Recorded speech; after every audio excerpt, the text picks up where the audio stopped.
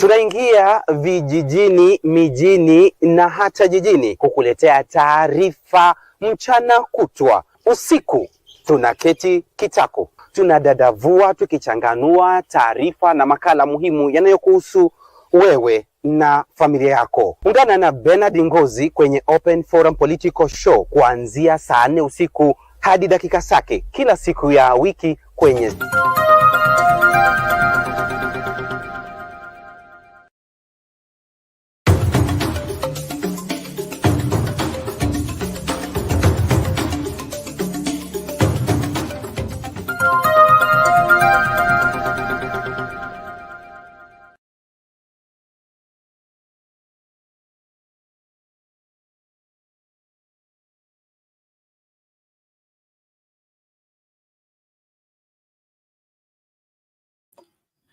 Okay, sorry for that. Well, good evening and welcome to Sound Candid Talk, the Open Forum Political Show, the show that gives you an opportunity to air out your views and share your takes on the current political formations and all the affairs that are concerning us as citizens of this country and the world at large. And apologies for starting the show a little bit late. It's 12:57 a.m. Here in Nairobi. Good morning to all of you, and good evening to those of you who are still in the evening on the other side of the globe. Apologies for not running the show yesterday. We had a technical issue, but nonetheless we are here. And we are here to talk about the developments that have been happening in the country.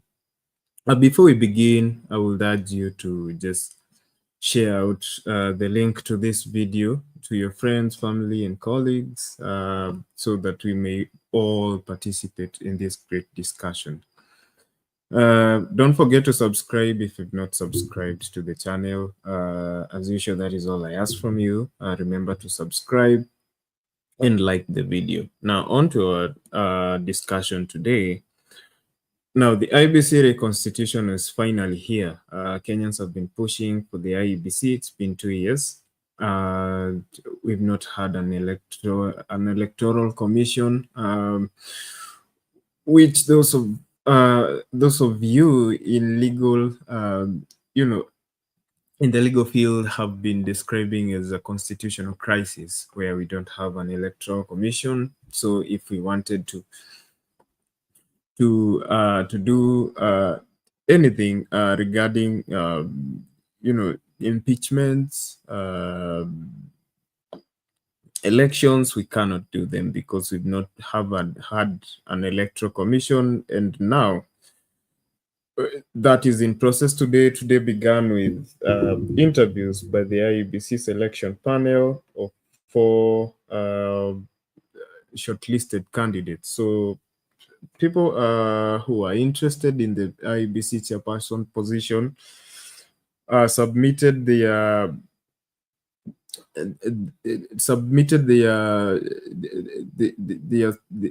whatever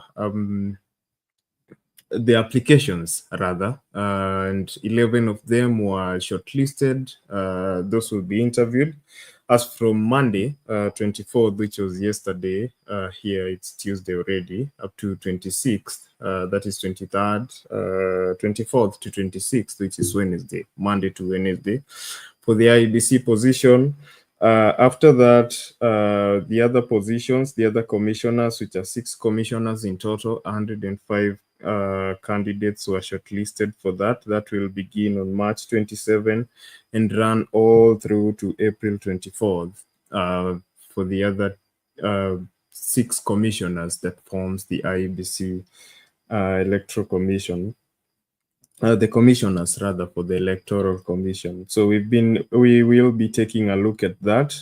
So day 1, which was on Monday 24th, began with 4 candidates. That is Abdul Kadi Lorot Ramadan, who is currently the Chief Magistrate in Naivasha Law Courts, went first. Then we had former Chief Registrar of the Judiciary, Anna Madi, being interviewed. Then we have former East African Court of Justice Judge Charles Nyachai.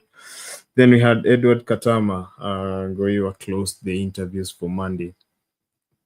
So we will be taking stock of that and other news, other developments taking place. We'll be taking a look at that. So with me, already have Bernard, but I continue to invite you into the studio. I'll be sending out the link right about now. Then when we come back, we'll just begin the discussion. But in the meantime, we'll just take a look to what transpired today at the interviews. Before we bring in more stories, we'll be joined with Bernard. Continue to send. I've sent out the link. If you want to just join in the conversation, the link is out there.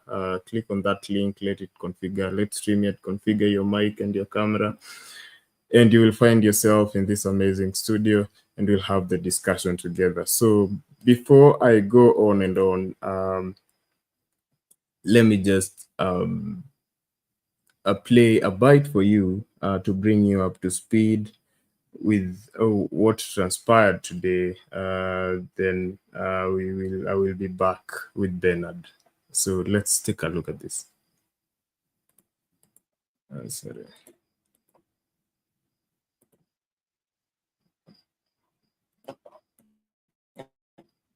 Developing story for you. Now, the chairperson of the Council of the Kenya School of Government, Charles Nyachai, says he will neither lose his life nor compromise his integrity if appointed chairperson of the Independent Electoral and Boundaries Commission, IEBC. At the same time, former Chief Registrar of the Judiciary, Anne Amadi, has said that she is counting on her experience, courage, and protection from God to lead IEBC amid the insecurity concerns that have dogged the country's electoral agency over the past decade. NTV's David Modoka reports on day one of the rigorous interview exercise. High-pressure institution. Naivasha Chief Magistrate Abdul Kadir Laurent Ramadhan was the first applicant to face the 9-member IEBC selection panel. Laurent's interview was rather short compared to subsequent interviews and mainly focused on how the Baringo-born magistrate will tackle issues of corruption at the country's electoral body. There's a bottle of water there. You can pick it as you leave. The secretariat will support you if you need a cup of tea so that you can travel back. Did you say Naivasha? Yes, Mr. Chairman. Perfect. Next on the hot seat was former Chief Registrar of the Judiciary, Anne Atieno Amadi. The 60-year-old was asked whether she was prepared to take up the high-stakes job amid unsolved murders of senior IEBC staff in the past 2 decades. What does Anne Amadi bring in terms of leadership, in terms of courage, in terms of integrity? Because people die. I'm a very courageous person. I don't look it, but I am. And I always know that if I'm doing the right thing, then I'm guided from high up. I draw my strength from sticking to the truth, what is true, because the truth can never become a lie. The panel also focused on the skeletons in Amadi's closet, including her alleged involvement in a fake gold scam, where the former registrar of the judiciary was accused of selling fake gold worth 102 million shillings to a British national during her sunset years at the judiciary. It was an attempt to shake me, an attempt to mudsling my reputation because I've upheld my integrity. I do not have skills in gold trade, and I had nothing to do with it. That I would...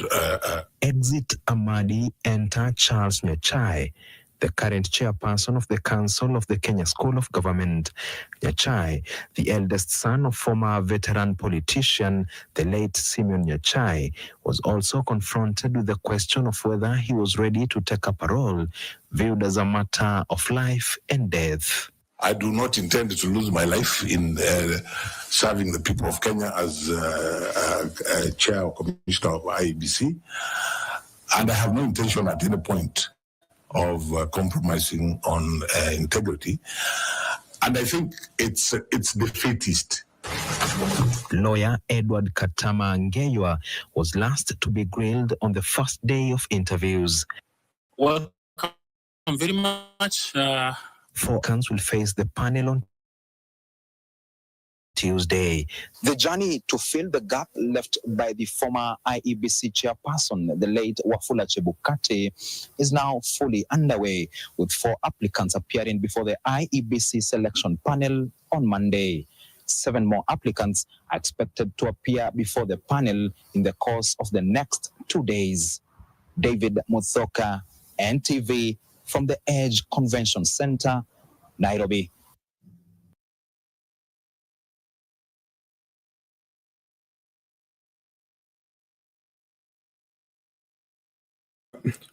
Well, okay, welcome back to the discussion. So with me now, I have Bernard. Bernard will join me in the conversation. Bernard, hello.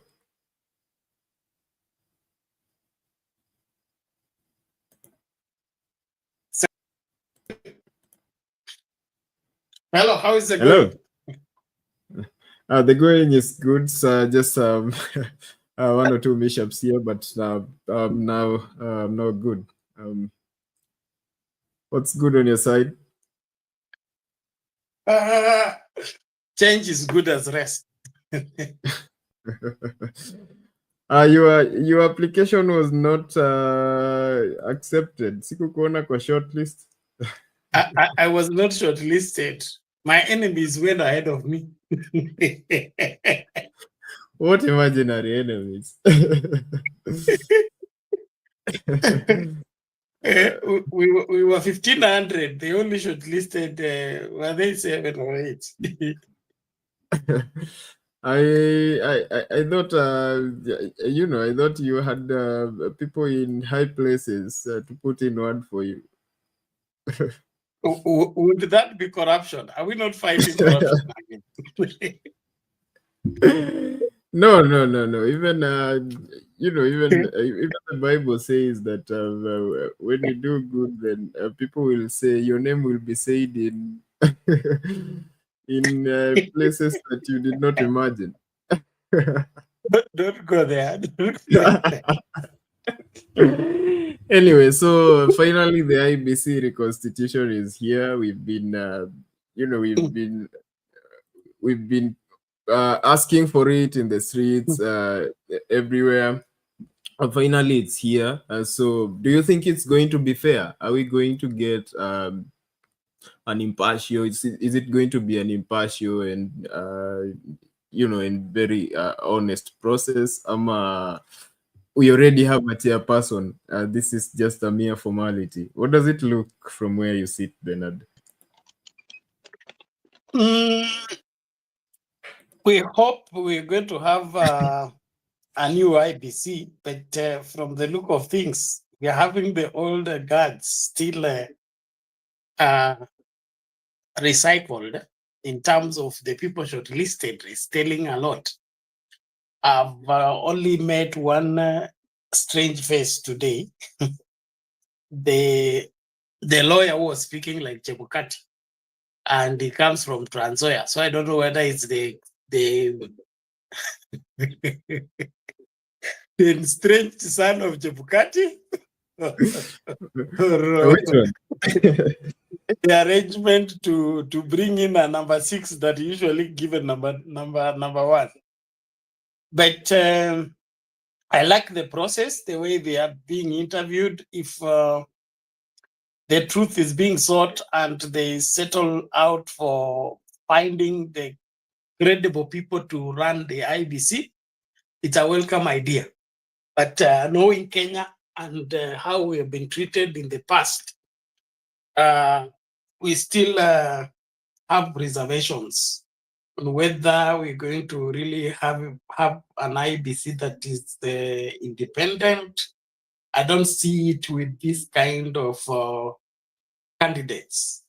I've not seen the type of Maraga in that short list. I hope maybe the interviews tomorrow will reveal more, but we need really a hard not just a hard-headed person, but a person committed to integrity and who loves this country enough to want to do the right thing and correct the wrongs that have been going on for ages. If we don't succeed in getting that, we are doomed as a country. I just pray that we don't get it wrong again. This is an opportunity for us to correct what has gone wrong. So if we don't correct it now, the future doesn't look good. Yeah. Okay. Thank you, Bernard. Bernard there with just an introductory submission to what the selection process looks like from where he sits. But before we deepen the conversation, just want to welcome Lala too. Lala is with us in studio. Hello, Reverend Lala. Jambo. Jambo Douglas, Jambo Bernard, na wenzetu ambao wako huko nyuma. It's good to be here with you guys. I've been streamed in on parts of Nyachai and that Amadi a little bit. I just had a little bit of their contributions or their interview or their defense or their reasoning for wanting the office. I didn't have a lot of times, but I have an opinion, and I think Bernard touched it a little bit, but let me just expound on it. Maybe I should have applied for that job. Maybe I should have, okay? And my reason is that I'm a voter, both in Kenya and the US. Let me just tell people that, okay? The difference is that when I'm campaigning, because I've been involved in the presidential campaign over here, okay? My own office where I'm sitting was a center of one of the candidates, okay? And the way we went out to campaign is we have a list of names and houses. We know this one, we don't want to go here because this one is a Republican. He voted or she voted last year for this person. In other words, the data is there. So for me to want that job, before I get in that office, I want the data of the past to be out. Because that's where the problem comes. We can interview people, but what can they do for us? We want to know the figures. You can't just live in the future. You don't even know what happened on yesterday in your life. Okay, that is really insanity. So to me, interview is great, but the detail or the devil is in those documents they sit on in those offices. So if someone does not want to open up any of those data, because those data are for wananchi to scrutinize and see how they voted, okay? We should be able to go in and test, okay? Right now in the US, if I have the mechanism and I go to court, they will give me every data for me to make sure that things were done right, okay? In other words, that data belong to us as Kenyans. But what we have in Kenya is far from what we claim to be doing in court elections. So I don't care about those interviews. The question is, are they going to give us the data? Are we able as Kenyans know exactly what happened in the past? Can we verify this person was elected or not elected? Or else what we are doing is just a gimmick and we are just fools. So introduction back to you, Douglas.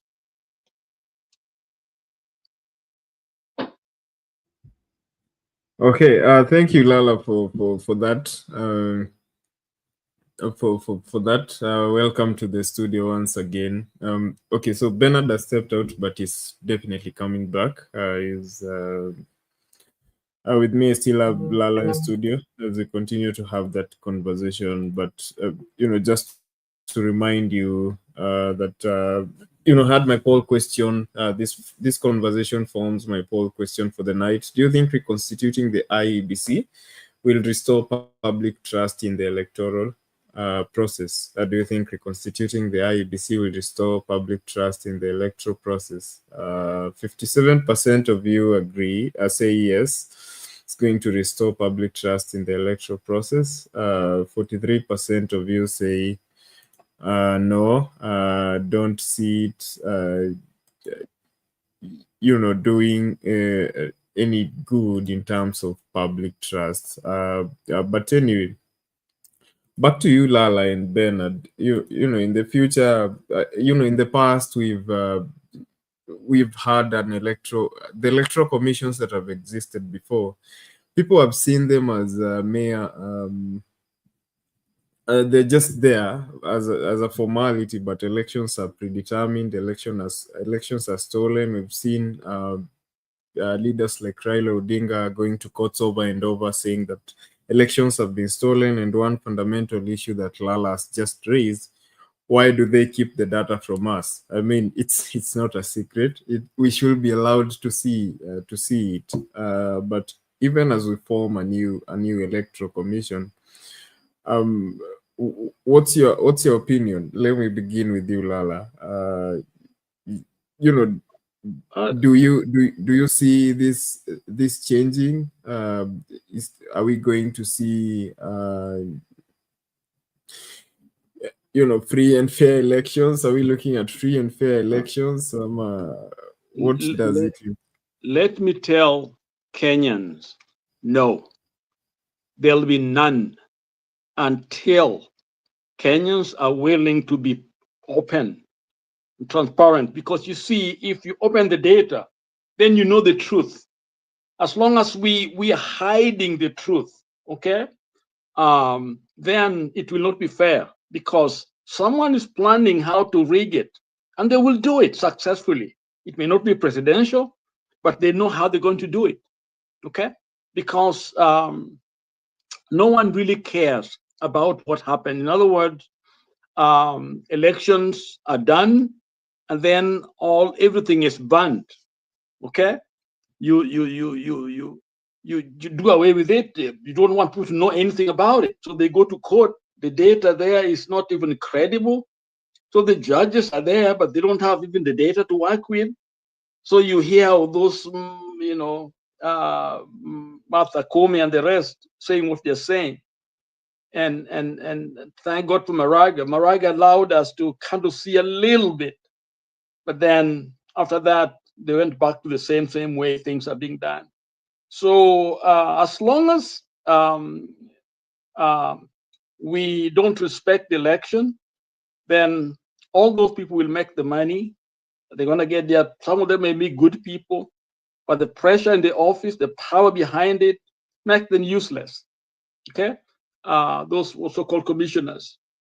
So why would somebody need to be a commissioner right now? Really? Why? What is it going to do there if you can't determine the winner? You can't even vote as a commission. So it seems to me as if what we do is simply to hoodwink, kuambia Wakenya kwamba tuna nini, tuna election, lakini yenyewe hakuna kitu. And the sad thing is, Kenya is in its own league when it comes to election fraud. Others may do it, but not the Kenyan way. Kenya is worse than the places I know of. I know others, there have been fight and wars and all that stuff, but just the Kenyan one is just so bad. So to me, I think we are in a league of our own. And the sad thing that we don't see it. We think we are smart and clever going out there trying to recruit people when we have not even done the basic. To me, I think whoever come to that office, if they don't open up the data so that they can start from a clean slate, then what they are doing is inheriting a people and the secretariat that is compromised, people with all kinds of skeleton. So you're going there as a chair, no matter how good you are. I know they are good people. I saw them talking well. That lady was talking really good. But the question is, does she have the power? If she can't do it, there are people there who will do it, what they want to do. And to me, That's one of the reason why I think Gen Zs are needed. That kind of voice is needed. A strong voice is needed to tell these people that they can do that. But let me be optimistic that hopefully the reforms that we want to see before 2027 will include truth. If it includes truth, then I can trust. But right now, no, I can't. So that's my answer to your question, Douglas. Okay, thank you, Lala. And yes. Okay. Go ahead. Yes, I think that that clarifies the issue, but I would love to listen to Bernard too. So, Bernard, so one of the key issues, in the NADCO report and in the NADCO discussions was opening observers, an issue that Lala's just raised. So, is that transparency, settling the issues that were raised during the last elections going to be the fastest for the new chair and going forward? Sorry, your question is ambiguous. No, I'm asking. So one of the issues that was raised during the NADCO report, after the maandamano acha last year, zile za Raila, one of the issues, there were other issues, cost of living and all that stuff, but one of the issues was the election dispute and opening of the server and showing people what really happened, who really won. So Lala's been raising an issue that if we cannot revisit that and put it out in the open, then we cannot trust the IEBC, even if we choose a new commissioner. So, what do you think? Do you think that the fastest for the new chair would to open the servers, that sort of thing, to just be transparent about previous elections? I don't think about one server, but or whatever is in the closet, a list of them. We need all of them. We want to know the truth. Well, the quest for the truth cannot be quenched until that truth is given. But my observation is that our systems as the Kenyan people, we have switched standards whatever standard systems to become conduit for getting evil to have a free way. What I mean is that buying from, let's say, looking at our examinations, our examination council, the whole essence of examining students was to gauge who is the best and who has really worked hard in ensuring that they are quality students and they have excelled in their understanding, in their capacity to assimilate information, be able to articulate it and transmit it on paper, be able to reason out. So your grade that you are graded after you do an exam was a reflection of how well school has worked on you and how better you have become by reason of schooling. And so there's a particular standard for expectation that is we are releasing from those institutes of education into the public, but we are guaranteeing that this one is capable of doing this and this because he has conquered or rather has attained this particular standard. Now, my take is that we began to play corruption with systems that were supposed to be for quality testing. Okay. Now education, instead of it producing for us quality people. We have quality papers that don't have quality people. Quality, I mean, substandard people carrying quality papers with quality grades, and they don't relate, they can't perform, but they have those papers. Why? Because of corruption. So IEBC is meant to ensure that these competitive seats and competitive positions don't get the people who have not been elected to pass. They must ensure that due process is done, and only those that are voted for by the majority of Kenyans get to that seat because they have been ratified by the majority of Kenyans. And so when somebody claims to have won and you can't prove how they have won, the numbers you're saying they has, you can't substantiate them, then it is clear that you have worked on a faulty system to give us faulty results, and those faulty results are going to impact negatively to the country. And so what I see being played here is there is a determined forces within the country and within the ruling class who don't want right standards in rightful places. We don't want qualified doctors, we don't want qualified lecturers, we don't want qualified people, because those qualified people are going to make life hard for us. Since we love mediocrity and we enjoy mediocrity and our businesses thrive in corruption, we can't stand an upright, strict, integrous person being in charge of any institution, because he will not allow our corruption to thrive.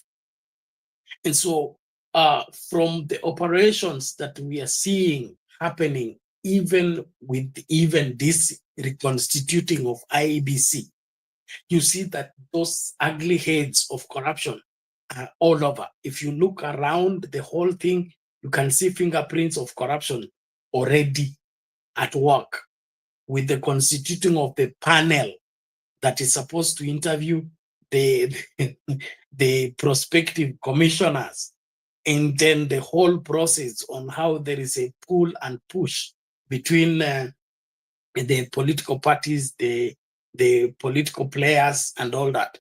And so this is a sad state of affairs in our country, and we can only have free, fair, credible, verifiable elections in Kenya when we have drastic reforms like those that were introduced by Matiang'i and Magoha in education. When Matiang'i said, we want to see where those 600 A's come from. We will supervise this examination. Who must ensure that the strength and the capability of the student is what is translating into the results, not cooked results. And what happened? All the A's disappeared. All the so-called national leading schools, they were nowhere. And all that was born out of somebody sticking out his neck, saying, no, we have to do it the right way. So we can only have that done if we will be willing to, I agree with Lala, to leave no stone unturned. But as long as we have skeletons in IEBC that we need to cover, and we have skeletons at State House we need to cover, we have skeletons in other places we need to cover up. As long as that is the order of the day, then there is no way we're going to have a credible elections. And especially with this political competition, I don't see it happening.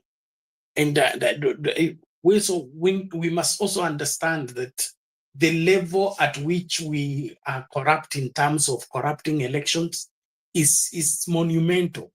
Monumental. I mean, people used to rig 2-3 seats. But now somebody's capable of conducting a whole country's elections and predetermine the outcome or who becomes an MP, who becomes an MCA, who becomes the governor. If he doesn't like you, he makes sure you don't win. I mean, I have never understood why Isaac Ruto has not won the Bomet seat twice.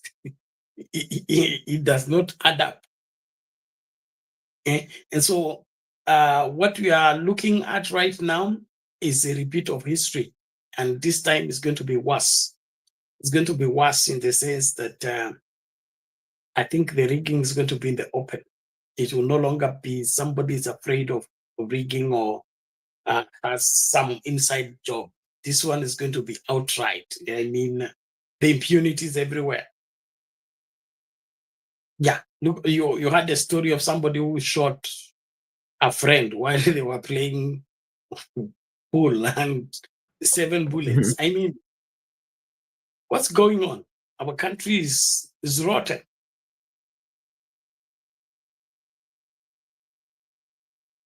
I hope that makes sense. I don't know.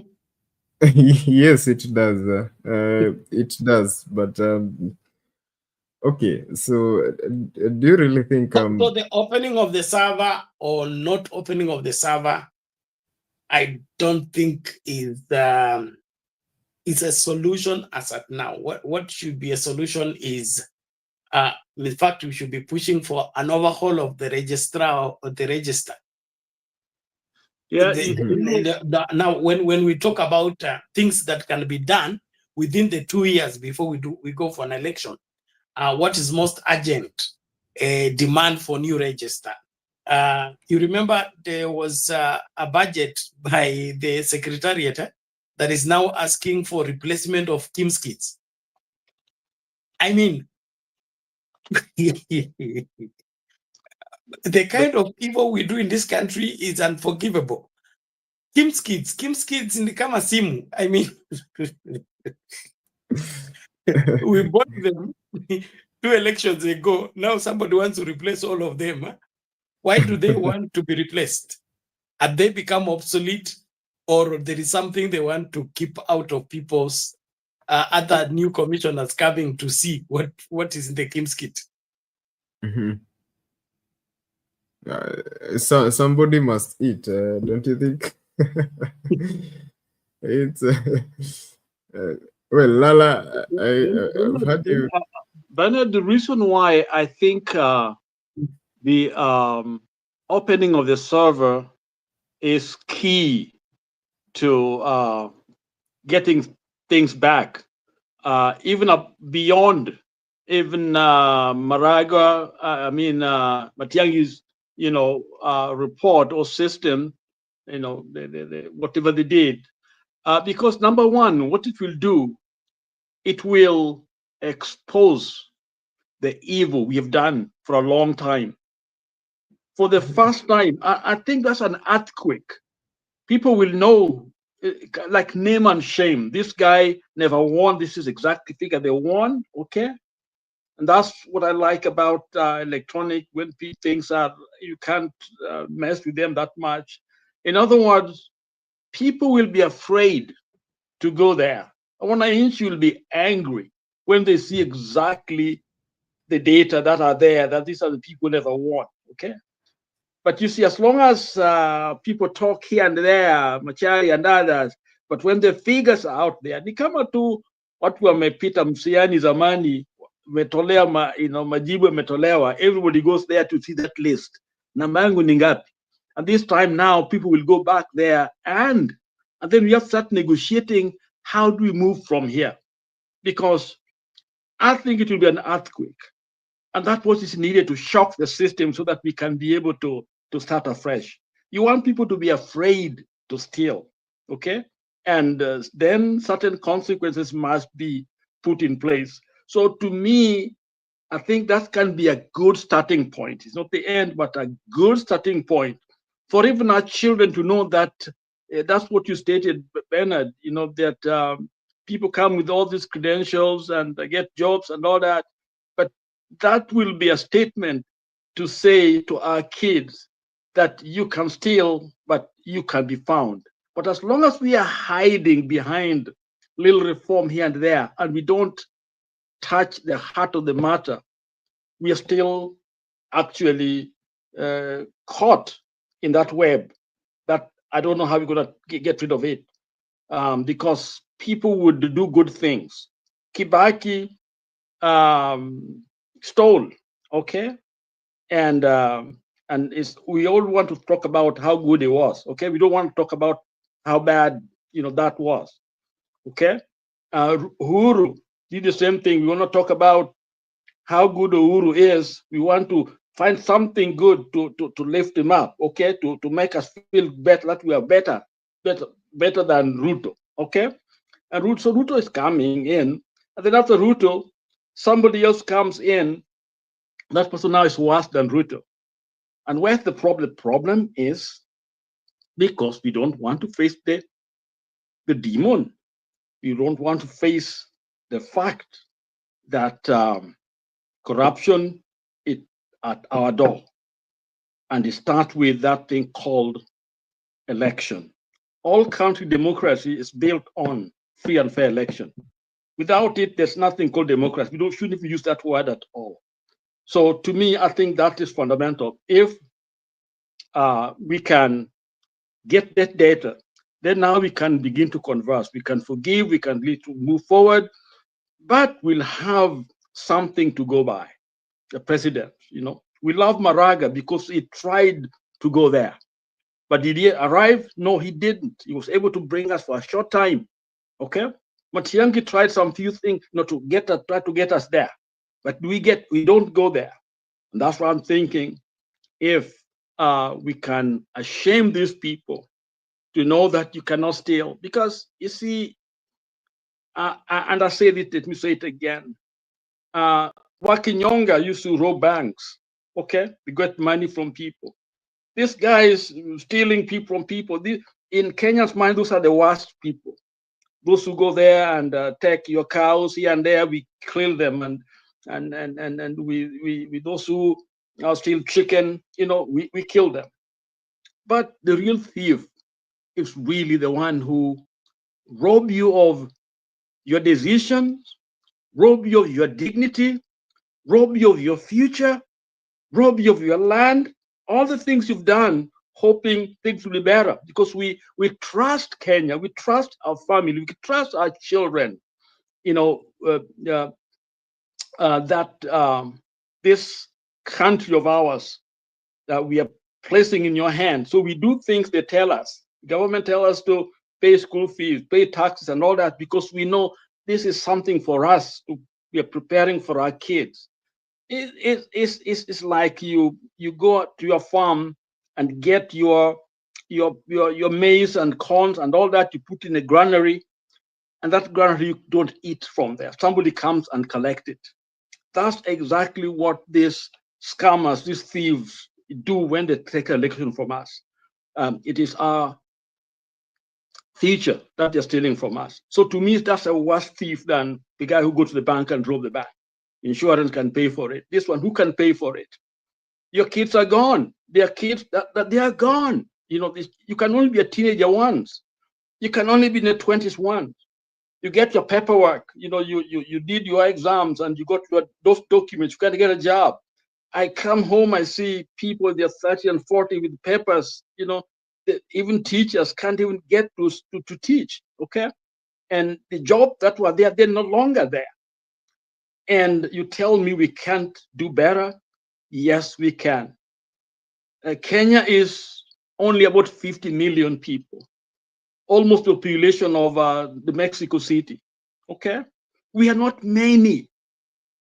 Every Kenyan can be actually a millionaire if we do what we need to do to get this country moving. This Singapore and others, these are just cities. These are small little places. Look at what they have, because they're invested in good governance, zero corruption, and then they invest in the mind of the people. Our kids are rotting. The mind's a terrible thing to waste, and we are wasting them every single day. And the reason why we are doing it, because somebody's robbing us of our future. It's taking it away from us, and we are watching, and we are seeing, and we are singing for them and clapping for them, when actually the simply scammers and thieves, worse than those Wakinyonga robbers. Okay, and so next time you try to beat a thief on the street, think twice and say this. And I think that's what Christ had in mind when they brought that woman caught in adultery. Okay, the woman was brought. They want to kill her because that is against the law. If you adulterer, you're stoned to death. And they came and they were angry at this woman. Number one, they did not ask, where's the man? They didn't, because she couldn't have done it by herself. There must have been somebody, that was doing it. Either the person ran very fast or is part of their group, part of their tribe, part of their team. So that sin is not as bad as this woman, because this one feel like a stranger, somebody far away from us. And so Jesus looked at them, and the Bible tells us that he didn't say anything. Okay, all he did was to write something on the ground. Okay, and people believe that he was probably writing the sins of everyone. You come in, look at down there, you see your sin, you just walk away. The stone, you can't even carry it because you're basically condemning yourself. Okay, and they all left. After they gone, look at the woman. Jesus told her, even me, I don't condemn you. Go and sin no more. Okay, and so that's what we are faced with in Kenya. Okay, so to me, the minimum, to me, what we can do is opening those servers, because those servers are part of the foundation of Kenyan Republic in 1963, because that's when we gain our independence to decide on our future. And the ballot was what gave us that power, not even the flag, not even what we sang. It's the ballot that now sio mzungu tena, sasa ni mimi Mwafrika, I'm deciding my future, okay? And it's that ballot that gave us that freedom. And if we mess with it and we can't even know who voted, we are worse than colonialists. Think about it. Back to you, Douglas.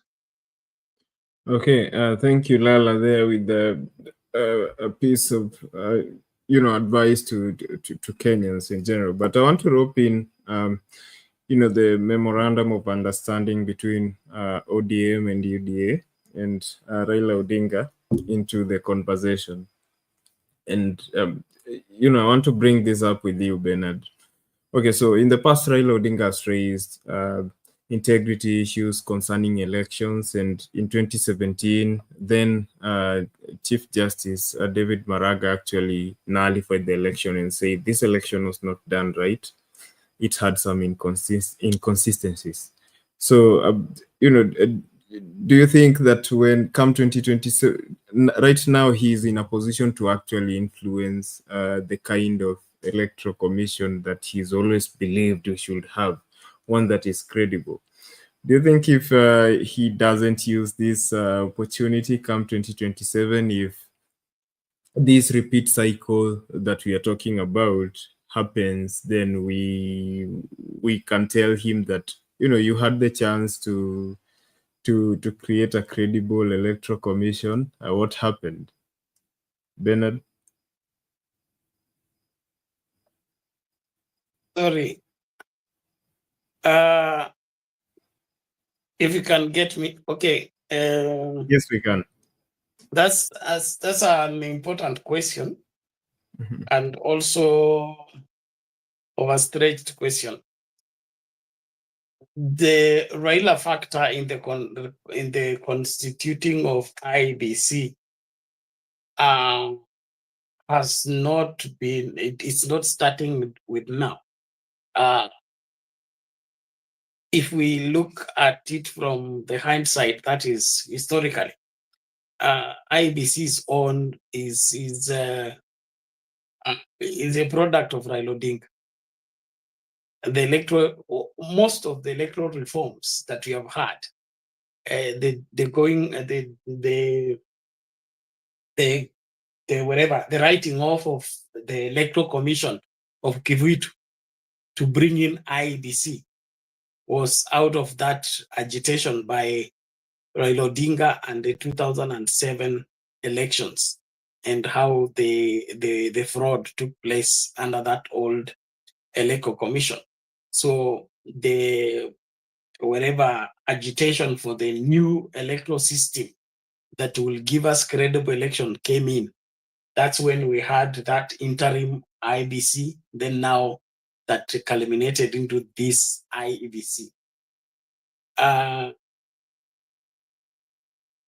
The IEBC that will be credible, I don't think will be hinged on, should be hinged on personalities. What I mean by that is that if we say that Raila picked on this one, Ruto picked on this one, and so picked on these ones, and so these ones should be the ones to conduct elections, and the election should be credible because it is Raila who picked this, and the Ruto picked this, and so picked this. At the end of the day, we'll still find ourselves in the same place, because if the elections does not go our way, we'll say if Raila did not participate in this thing, we'll have had a better IEBC. If the election doesn't goes the other way, this other group will say, if only we left this thing to be done by the parliament without the influence of these other political players, it would have been credible and things like that. And so that approach will not give us what is credible and reliable. IEBC needs to be what it should be, and that is independent. Independent. That word, that aspect of independence of the commission is what is everything as far as the functioning of that commission. So if the commission is owing an allegiance to Raila Odinga, owing an allegiance to William Ruto, owing allegiance to Uhuru Kenyatta, then it is not independent. It will be acting in honor of, or in fear of, or in favor of. And as long as it's doing that, it is not independent. It cannot do what it's supposed to do. And so if we really want an IEBC that is going to function for Kenyans and give Kenyans what Kenyans are looking for, then it has to be devoid of all these so-called influential people that have suggested some names or picked on some names and, pushed specific individuals in the place. If you remember the quarrel between the Chebukati clique of 3 against the Cherera 4, it was said that the Cherera 4 were candidates of the handshake, okay?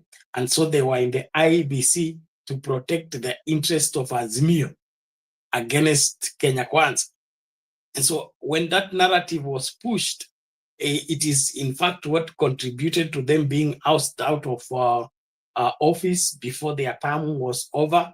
And then it was used, that has been pushed all along as wherever a premise that has turned Chebukati, who missed the elections, into a hero.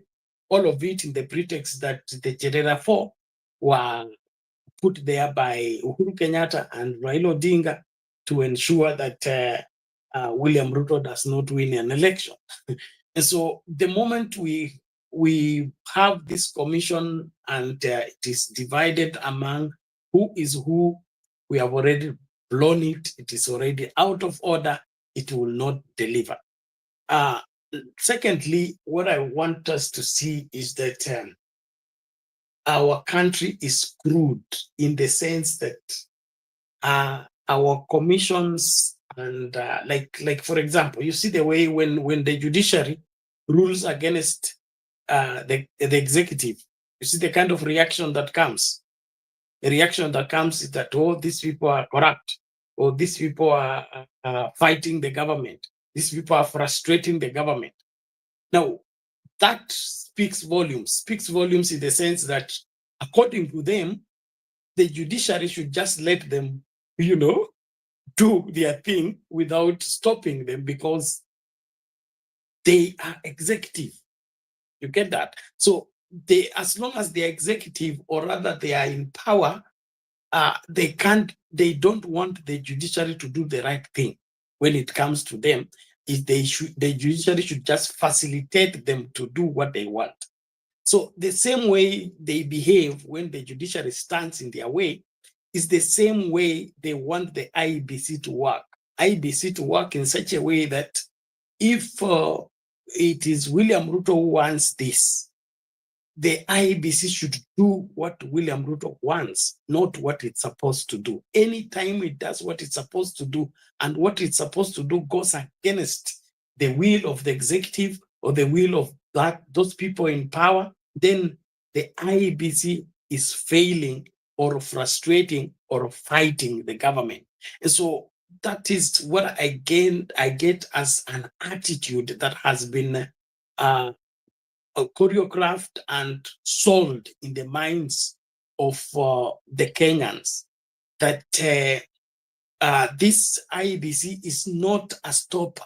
It is not a testing ground. It is not a place where to sieve the wheat from the tares from the wheat. It is just a rubber stamp. Okay, so there are those who want IEBC to be a rubber stamp. Oh, you have gone, okay, what is your list of MPs? This one's. What's your list of governors? This one. What's your list of senators? This one. And then we go and facilitate that the ones you want, regardless of how Kenyans vote, the ones you want because you are influential and you are a big person, we allow those people to win even without votes. And so we are the killers of our institutions. We are the destroyers of our institutions by not allowing them to work the way they ought to work. We stand in their way, we frustrate that so that they do what we want, not what they are supposed to do. So until we come to the place whereby we are okay, when the policeman arrests somebody for breaking the law, let the policeman go and prove that before the court of law. Let the court of law sentence that person without any external interference. So the police is independent, it's free, it's working. But if there is a phone call that comes from above and says that person should not be arrested, or that person should not be jailed, that person should be released, then that phone call from above that messes up with the functioning of that magistrate court or high court and all that is the problem. So IEBC is as good as it can function on its own without external influence. As long as it has external influence, it has godfathers, it has those people that it needs to please, it is not good for Kenyans. It's a waste of Kenyan money. Let's just have people continue being in the seat and forget elections if we are going to have an IEBC that has godfathers, that has people to serve and interests to protect. Thank you. Okay, thank you, Bernard, for that. And, I think ideally that is what should happen. And the Electoral Commission is called independent for a reason. And, its appointments, everything should not be influenced by outside forces. But, with you, Lala, on to you, Lala, with the same question. I still want to rope in Raila to your question, but now I want to face the reality with you. We know how these things work, right?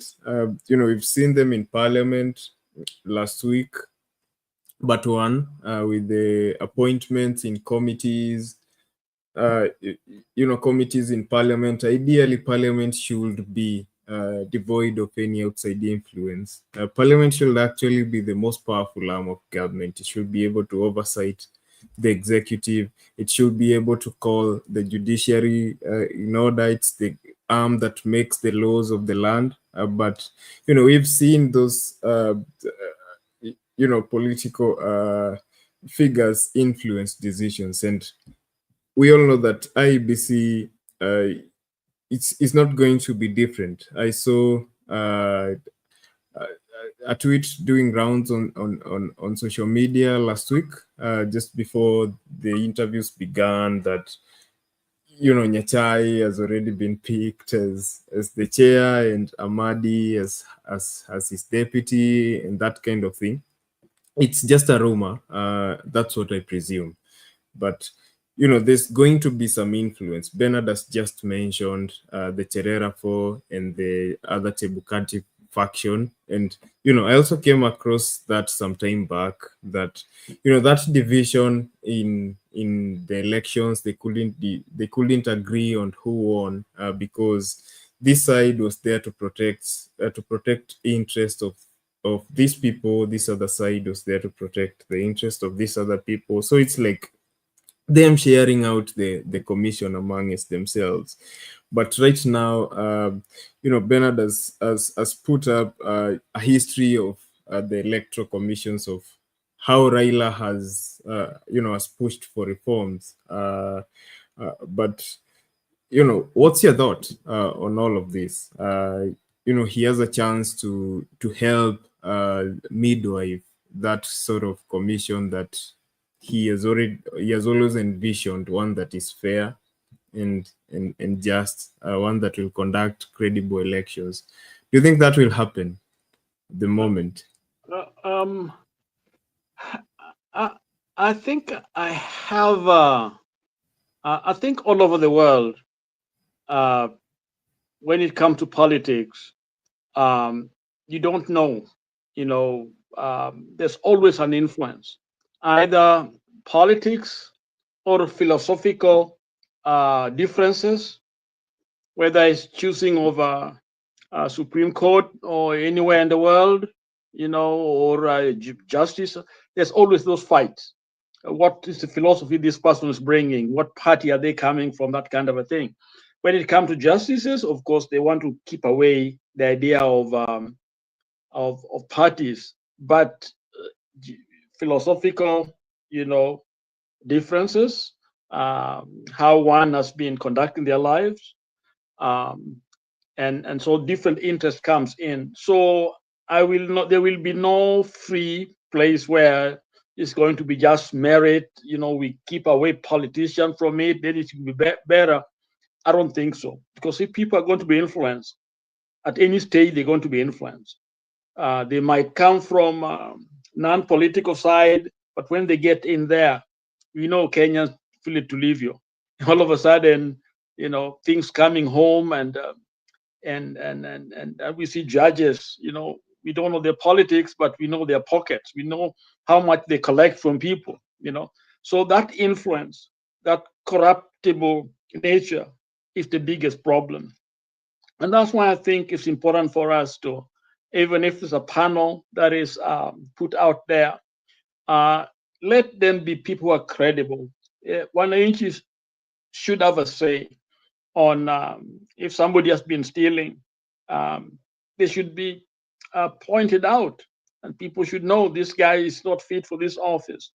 But this idea that they are not part of any politics, therefore they are good people, that may not work in Kenya, that we know. Because we are even having preachers. I think Bernard has sent you something. Maybe you can play that video. Maybe you got it, about a parish pastor who lost a bicycle. Maybe you've seen it. So I think it's a tough one.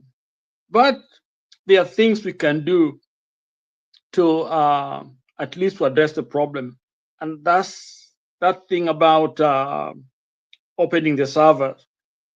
That is one way to actually address the problem, because one of the things that you will have to put in law is that after election, these figures should be made public. Okay, access has to be there before another next election. So there are things that you can put in place where people are afraid, because when you're going to be found out, people will straighten up. Okay, people will do something. But if we let it go the same way, to me, it doesn't matter whether it's going to be the politician making choices or so-called panel or people out there who are holier, whatever. It won't work, because people are good when it comes to papers. But if we know them, if people can say this is what this guy did, it was a judge, this is what he did, or what she did, then maybe that might help. And that's why I think what they have done has to be made public. Election is a public thing. Why can't we know it? When they make court rulings, we know what's going on. Why is it that we, since independence, we don't know what goes on behind those ballot? We can't read them, we can't scrutinize them. Okay, so to me, I think the key thing here is possibly enacting some laws that election cannot be kept secret. And secondly, I don't even like the idea of IEBC. We don't need them. Where I come from, there is each state has its own little government, and the Secretary of State is responsible for election. They may be Republican or Democrats, but when it comes to election time, both parties get together, okay? And so the figures are there, you can look at them. And when they are done in the state, in the constituencies and others, they are done. So if there's a problem, the problem is not national, it's going to be where I am. So they come in and come with their figures and look at everything that's done there, and it's corrected right there and there. But this idea of putting everything together, so-called national office, to me, I don't even know what it's doing. To me, it is not helpful at all. I think we can have this election in areas, in different places, and put mechanism there to make sure things are correct, especially this idea of knowing how people voted. What we do here, I know, is that you go and vote. There's a paper trail and also electronic, part of it. So paper trail, you can go back and see exactly what you did, okay? And that's how we get our figures to know where to vote, where to campaign, because this is a two Democrat, two Republican. These are simple things. They don't require a lot of money. In fact, they're cheaper, but we choose the stealing way. Back to you, Douglas. Thanks. Thank you for that, Lala. Dagi, just some information to add on what Lala said. Okay. Lala, as a point of information, the law requires that after the election, I think it even gives a time frame.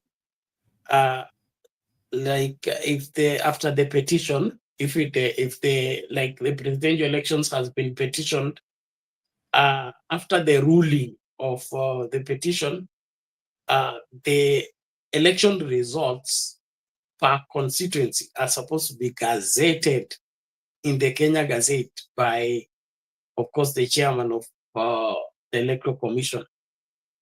Now, until Chebukati was buried, he had not gazetted those results according to the law.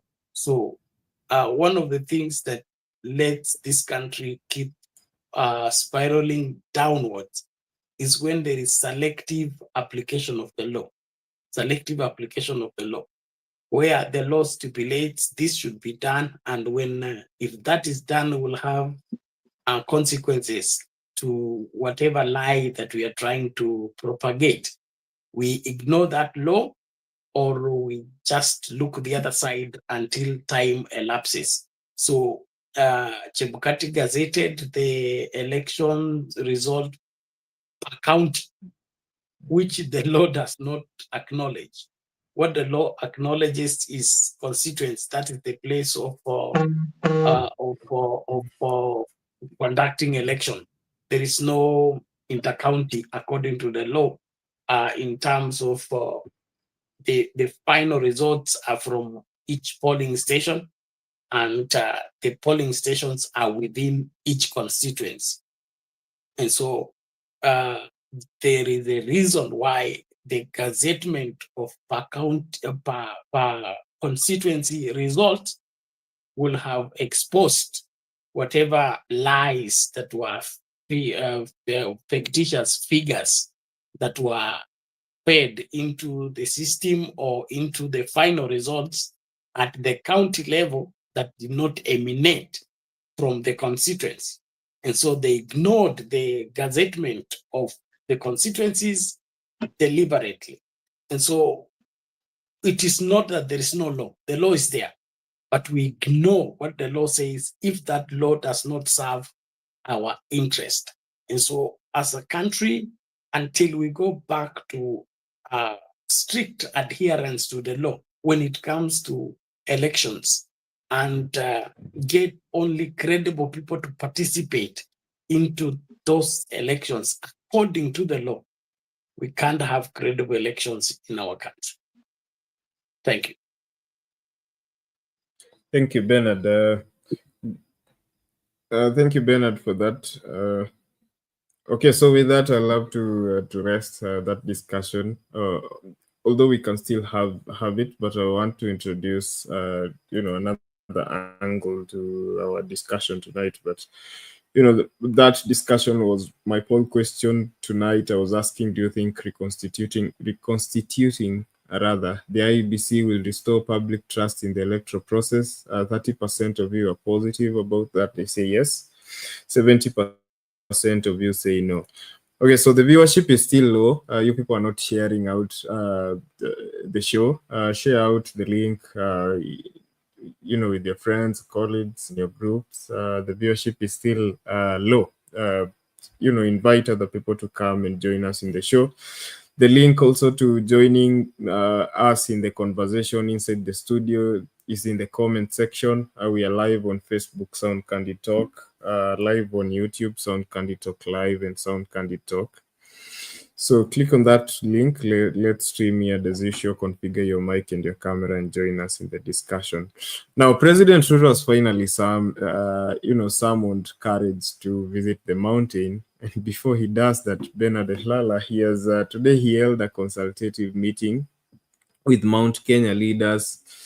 I think to drum up support as he heads into the mountain, a region that felt betrayed when he impeached Gachagua and joined hands with Raila. That was seen as betrayal by the mountain, and is generally avoided to touch the mountain since. He's not visited any region in the mountain, in the Mount Kenya region, since the impeachment. I think the farthest he's gone is somewhere around Roysambu during the Nairobi tour, and Isiolo during his northeastern tour. He's avoided the mountain, but now he's finally summoned up some courage. And let's just take a look at that, and we shift our conversation to that. But in the meantime, continue to share out the link. I still have Bernard and Lala with me in studio. We're continuing to have the conversation with them. Okay, so here we go. Ahead of next week's tour of Mount Kenya, President William Ruto on Monday held a crucial consultative meeting with leaders from the region. Now, the meeting by Deputy President Professor Kithure Kindiki, governors from Mount Kenya region, several cabinet secretaries, and principal secretaries as well. Sources in the meeting said that the leaders took stock of a number of stalled projects in Mount Kenya region and appealed to the president to expedite their revival. Leaders from the region also took issue with the recent increase in water tariffs in most counties within the region and asked the president to intervene, as it was making the precious commodity out of reach for many. State House said in a brief that the leaders also discussed development projects aimed at accelerating growth, addressing local needs, and ensuring that all Mount Kenya residents benefit from the government's agenda.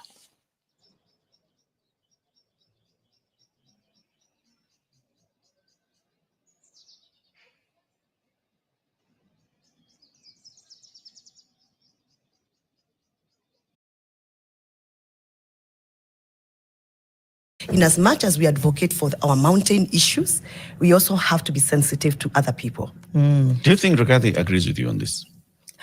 He doesn't have to necessarily agree with me. Because now, but if it's a fact, like you it's said a fact. earlier, he has a lot of sway in the mountain. Yeah. Right? Yeah. But he is not speaking the language that you're speaking. No, Rigathi needs to realize that he has the mountain with him. He doesn't have to talk much and punch again about the mountain. He already has the mountain. He actually needs to be seen to be more accommodative to other communities. He needs to be seen to be advocating. The same energy he's using for the mountain. He needs to be seen to be advocating for the people who are evicted in other areas. He needs to be seen to be advocating for the forgotten communities of this country. Yeah, if really he's a national leader, we need to see Rigathi Gachagua use the same energy and stamina to fight for other Kenyans other than just the people of the mountain. That's my take. He may like it or not like it, but I think that to me that's my approach. He has a very good he has a good way of pushing issues. In our community we say ni kimoda. Kimoda ni mtu ambaye akona njia za kusukuma za kufanya kazi na kupata ile anataka. He has a way of doing things. I wish he can use that now energy to fight for other communities, fight for Kenyans, fight for pay slips so that we don't have any more deductions. Fight for us so that we don't suffer more taxation. But he must also dissociate himself in his campaigns from the mountain connotation, because he has fought for the mountain enough. By the way, the other day he talked about PSAs who are just about to be removed from government. When he spoke about it, William Ruto was scared. He had to spare them.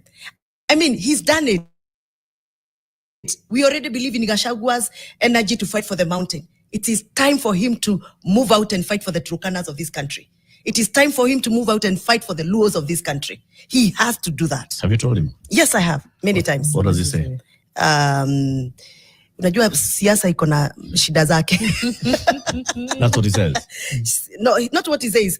I'm telling you. He doesn't give a clear-cut answer because of the dynamics. What Janet said earlier, when someone shows you who they are, you believe them the first time. Yeah. If he's not, if it's not already on his radar, having been deputy president, that he should be fighting for people in Turkana, for people in Lodwar, for people in the mountain, for people. If he's not already cognizant of that, I don't think there's anything that could be. And there is no leader who ever comes and convinces me that you're a national leader, and you never did anything when our boys and girls were being butchered in this town. My last question. Yes. What was either the incentive or the disincentive for UDA and Kenya Kwanza MPs to vote for the finance bill and to toe the party line?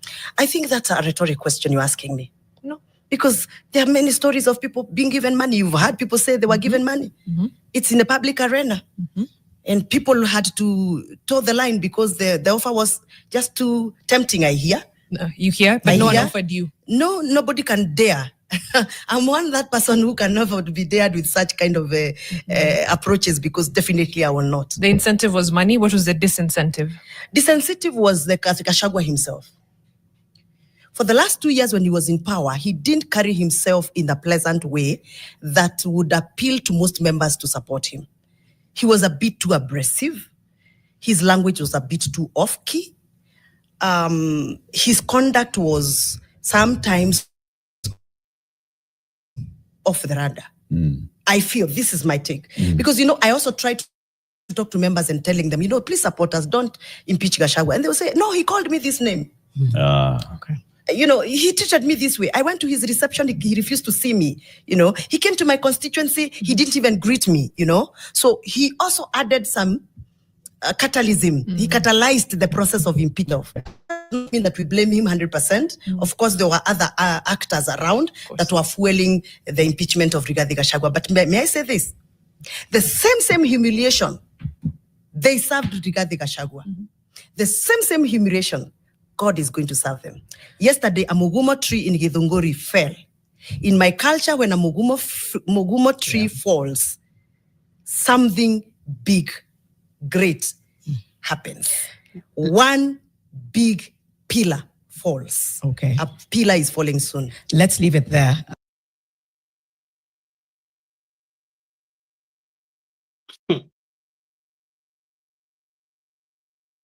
Unabii ama ni utabiri wa hali ya hewa?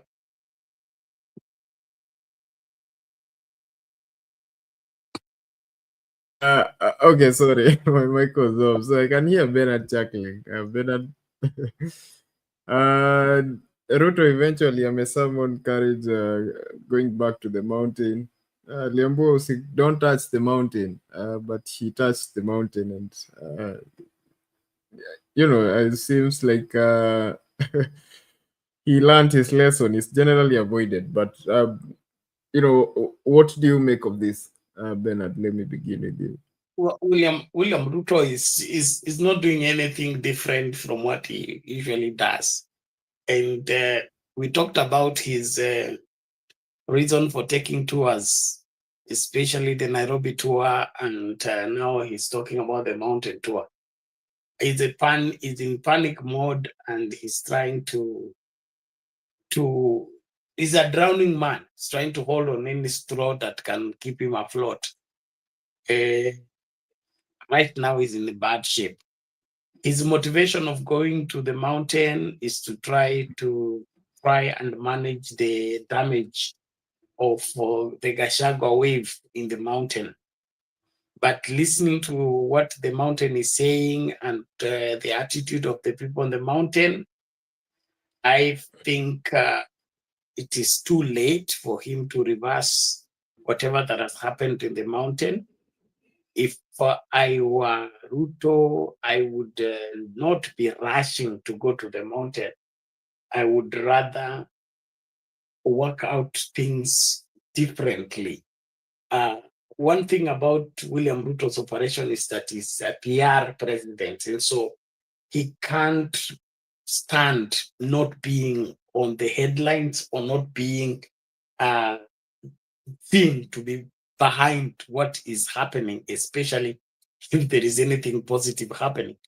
And so his going to the mountain is to try and explain himself to the mountain and let the mountain believe that he still has them in plan, and he bado ametenga, amepanga, ameweka mikakati na anaendelea kuangalia hiyo mikakati kwamba yale yote ambayo walipanga wakatenga itatendeka.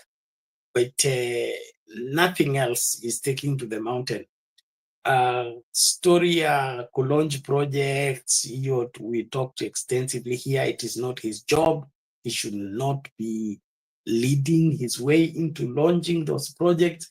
He should wait to be invited to do that. So his motivation of going to the mountain, there's some leaked information that says aliwaambia wabunge kwamba asipoenda watu wataanza kufikiria kwamba anaogopa Gachagua.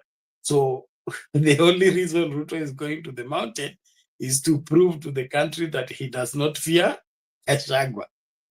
Now, will that make him politically sellable to the mountain? No. Will that help him gain any political mileage in any way? No. So he's simply wanting to use his usual deceptive means of trying to portray a particular picture that he's still popular, and he still has Mount Kenya following. And then, of course, the strategy is to get motorbike people, pay them 5,000, 1,000 motorbike guys, each one is given 5,000, and he's commanded to carry 3 people on his motorbike and follow the president. So every time the president arrives, he already has four people times 1,000. Those are 4,000 people. The border rider plus the 3 people he's carrying on his motorbike. They are moving around with him.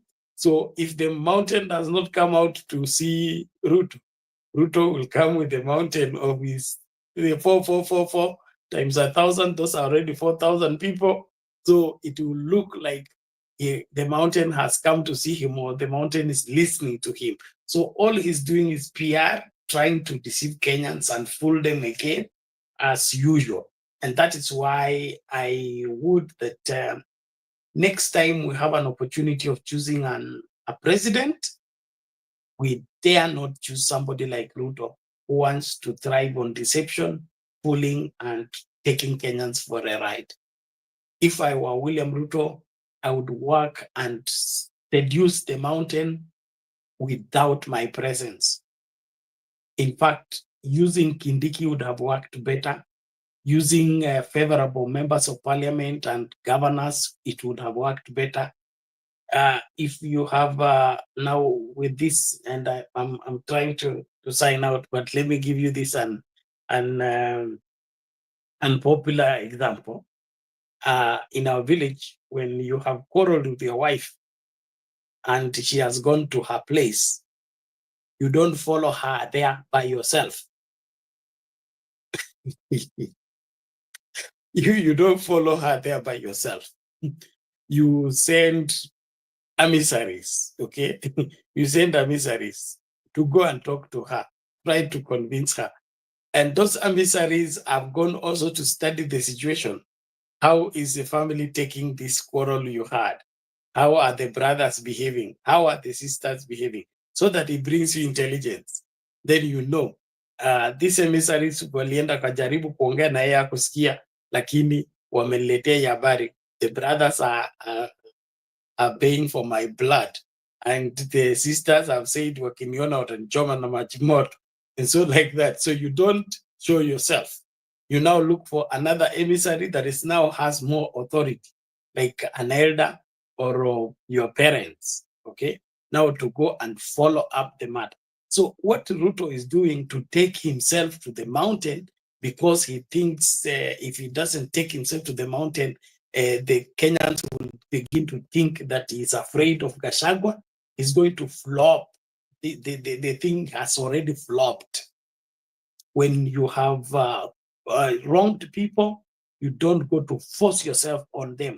You send emissaries to go and seduce them, to go and convince them that alisema hivyo hakuwa anamaanisha hivi, kweli ni kwamba ni hii na hii na hii, so that through these emissaries people can begin to have benefit of doubt about you. But him going to the mountain, forcing himself to go to the mountain and forcing the mountain people to accept him, is going to lose them completely. Even those who are having second thoughts are now going to show, to understand this man is beyond help, is beyond repair. We can't work with him. So whoever that is advising William Ruto and whoever that is telling him he has to go and confront Gachagua on the ground, it is this a misguidance. There is no future with that, and it's all fallacy. So I don't even buy into the aspect that he has gathered courage to. It doesn't need that courage. It's a foolish move, to say the least. Thank you. Okay, but eventually he has to visit the mountain. You know, he's the Lala. I think Lala has an issue with this.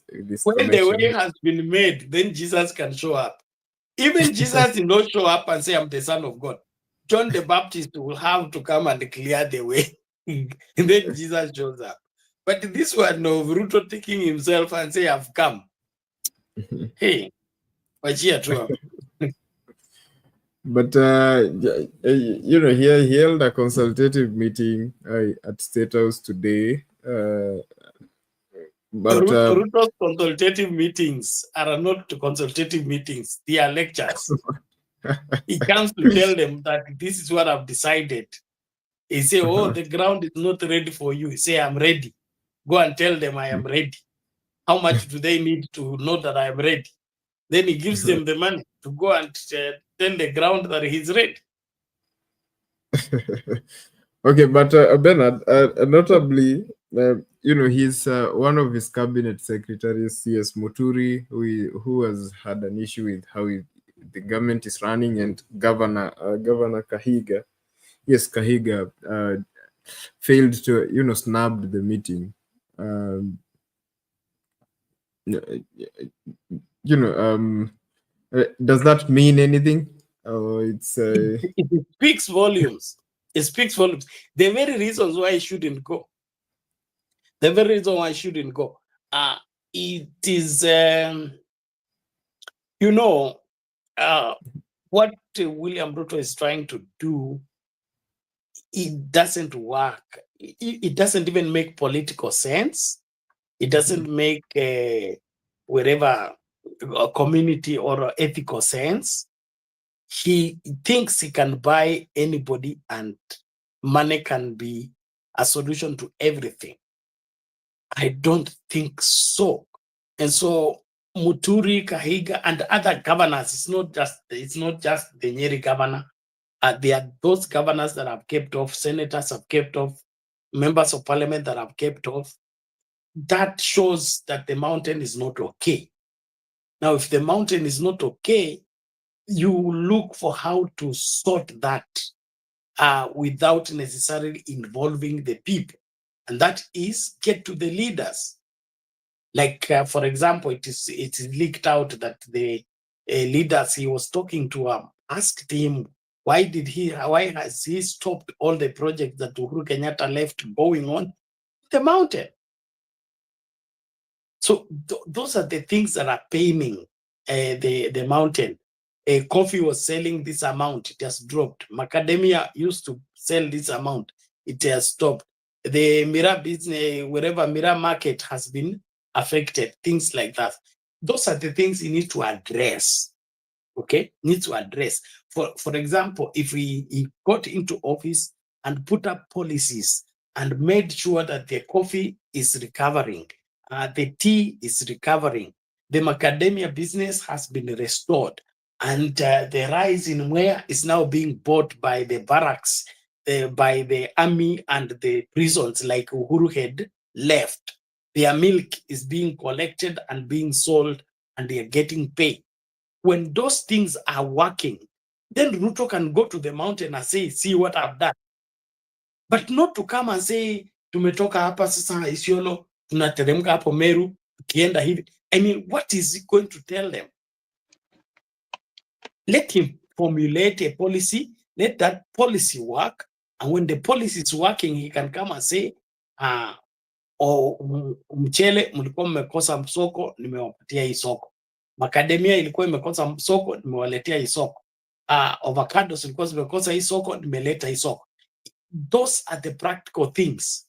But if nothing has changed, all unaleta ni mdomo, it is counterproductive. He would rather just stay. Okay. Bernard there, but Osam says in the comments, says that I think Ruto is doing the right thing, visiting any region of the country, whether fearing Wamunyoro or not. I don't know what you think, Lala. It's waste of resources for Ruto to be going around the country. Now he's going to hold a cabinet in Sagana. That means all the cabinet secretaries are going to travel to Sagana. They're going to sleep in Sagana. Okay? Those are expenses. Why should that be the case? Ruto is in office to spend Kenyan money anyhow he wants, anyhow he feels. That's why the country economy is not recovering. And it can never recover as long as you're spending more than you're making. Let me drop there, and I'm dropping out. No. Don't drop out. Bernard. Yes. Don't drop out before bringing. Don't drop out before you tell me who attacked Salasya. Oh, before I tell you who attacked Salasya, Salasya was just greeted. Was he attacked? No. It's wrong to beat up Salasya. Salasya has been defending the people. He was greeted. Why are you making a mountain out of a molehill? No. Okay, can you stay around for a couple of minutes? I wanted first to hear Lala's. I'll wait. Thank you. Okay, we have to find out who attacked Salasya. But Lala, okay, so Lala, assuming you are president, right? Then you know how our politics work. We are hoping to get to a more progressive, political sort of discourse, for lack of a better word. So assuming you are a president, so you had a deputy who came from a certain region, but for some reason you couldn't work with him, so you impeached him. And now that region sees like you betrayed them and they hate you now. So you've been generally avoiding that region, but you are the symbol of national unity. So what will you do, in this context, talking about Ruto? So he's generally avoided the mountain region since he impeached his former deputy president, Rigathi Gachagua. So today he held a consultative meeting with leaders from the mountain. Two key notable figures who snubbed his meeting, his own CS Muturi, and Governor Kahiga. So, what does that look like from where you sit? Douglas, here is another place where I take a different view. Number one, dynamics have not changed. Kindiki comes from the same region, is part of the mountain. So clearly, the mountain has not lost anything if we're looking at it from that perspective. But what is it about Gachagua that he's the one to be there? Is it because he was dropped? Now the question that most of us are asking, if Gachagua is the indicator that the mountain is close to power, then one may have to ask a question, who is this man?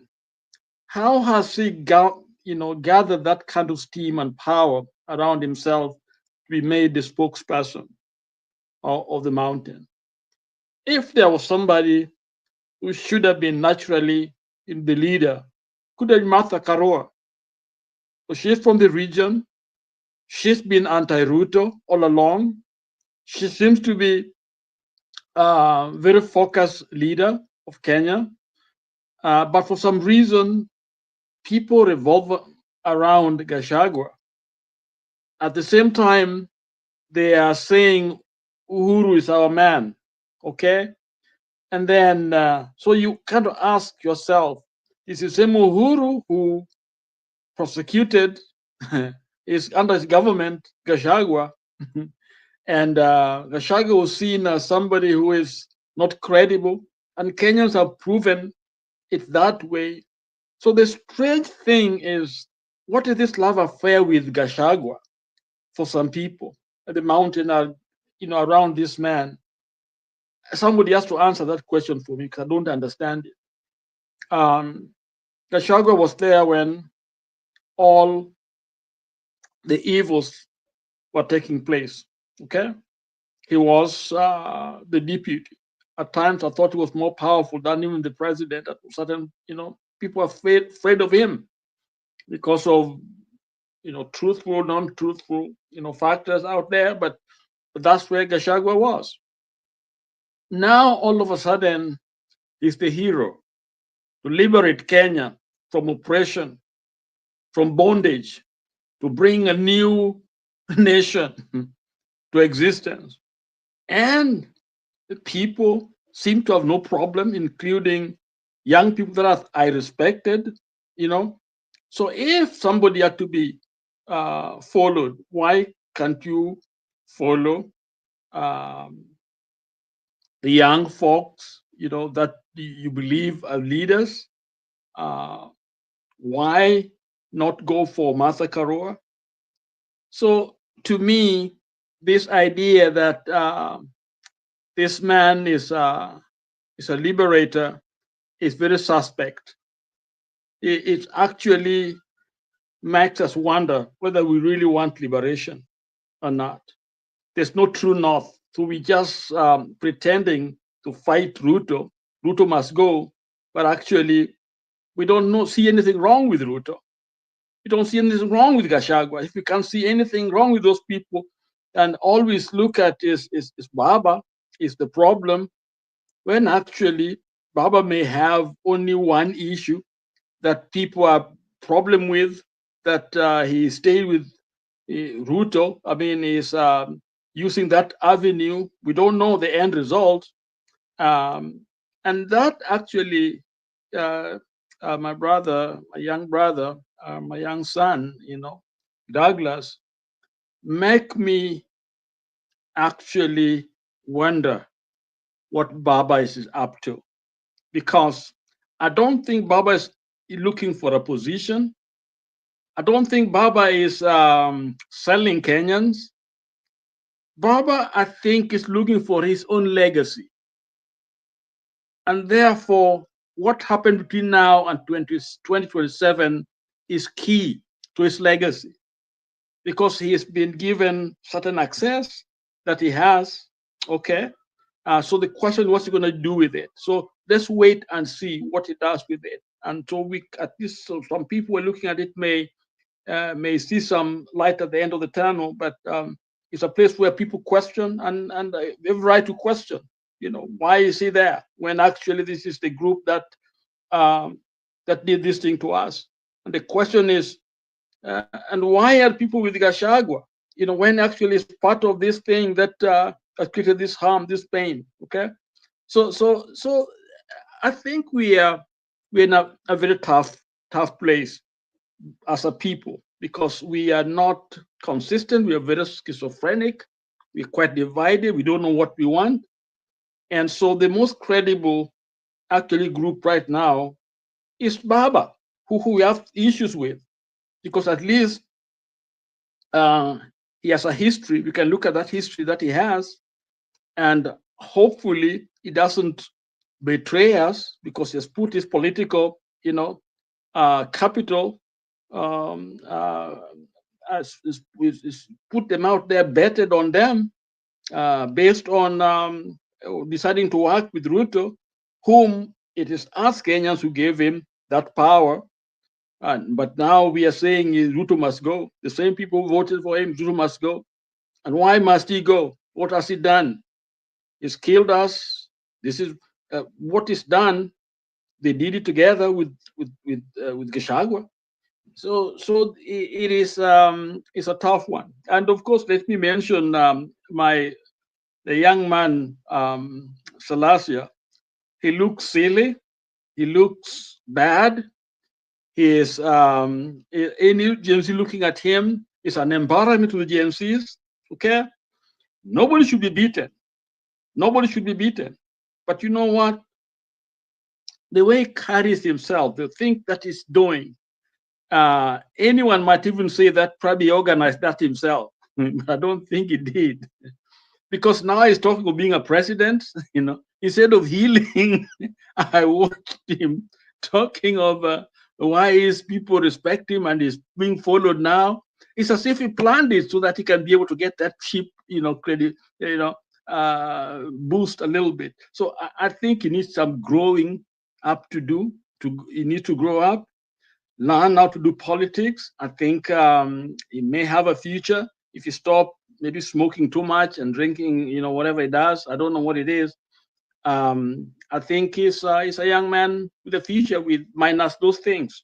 But he has to learn. He has to learn to humble himself, and for him to go out there saying Baba planned it. This is planned by. Makes him look so cheap. Baba sitting down and planning to send goons to go in a stadium. Baba's got more work to do. To me, it's so silly, and I think something maybe smoked too much. Back to you. Okay, Lala. Okay. Now, Salasya is not an embarrassment to Gen Z. Do you know Salasya is one of the few leaders who just walked out of parliament on June 25th without being harmed? He was one of the people who stood with the people during the finance bill 2024 moment. Yes, I agree with you, but those Very guys, few those MPs. young people, hold on. Those young people did excellent. They didn't harm anybody. They were there for a particular, they were not beating it.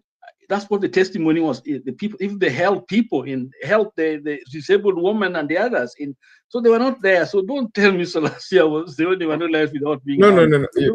The other MPs escaped parliament through the basement. If they faced that crowd, they probably wouldn't be alive today. But very few leaders who had stood with the people up until that moment, walked throughout the gate. Guys like Babu Owino, very few people, Sifuna.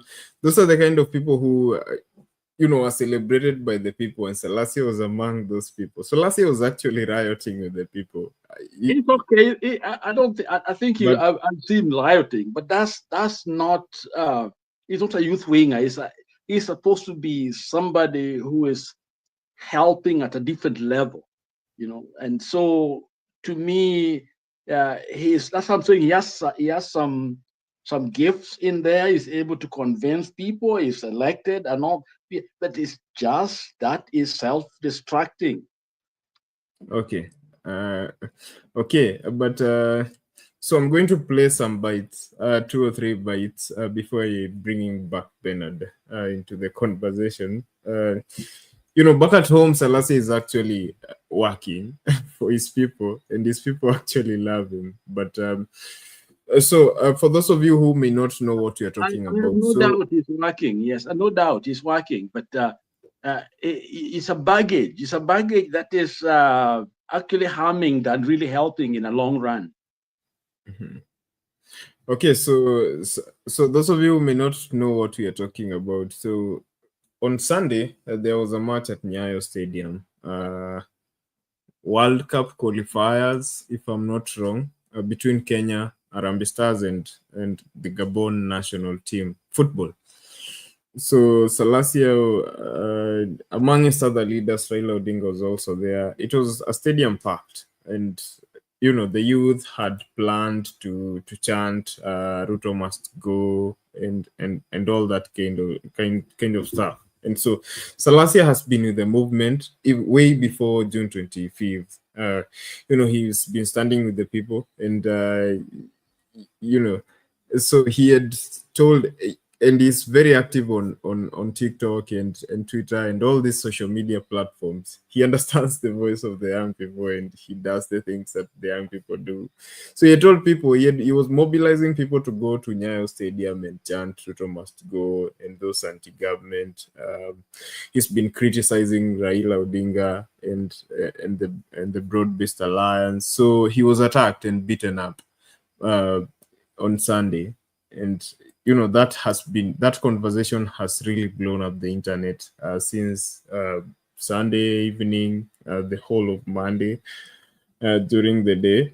So I was asking Bernard and Lala who beat him up. Some people have been saying these are goons organized by Raila Odinga. Some people have been saying these are Raila supporters, and another faction of people have been saying that he was beaten up by Gabon, by guys from Gabon. But let's take a look at this. I can see Bernard's mic is already on, but Bernard, just a moment. I'm going to hand it over to you.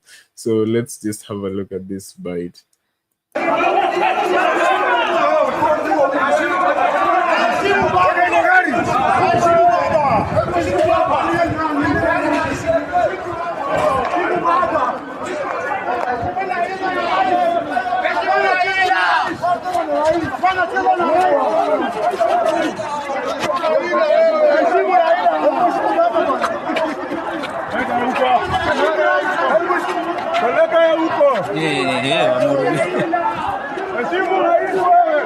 Apigwe kabisa mjinga huyo.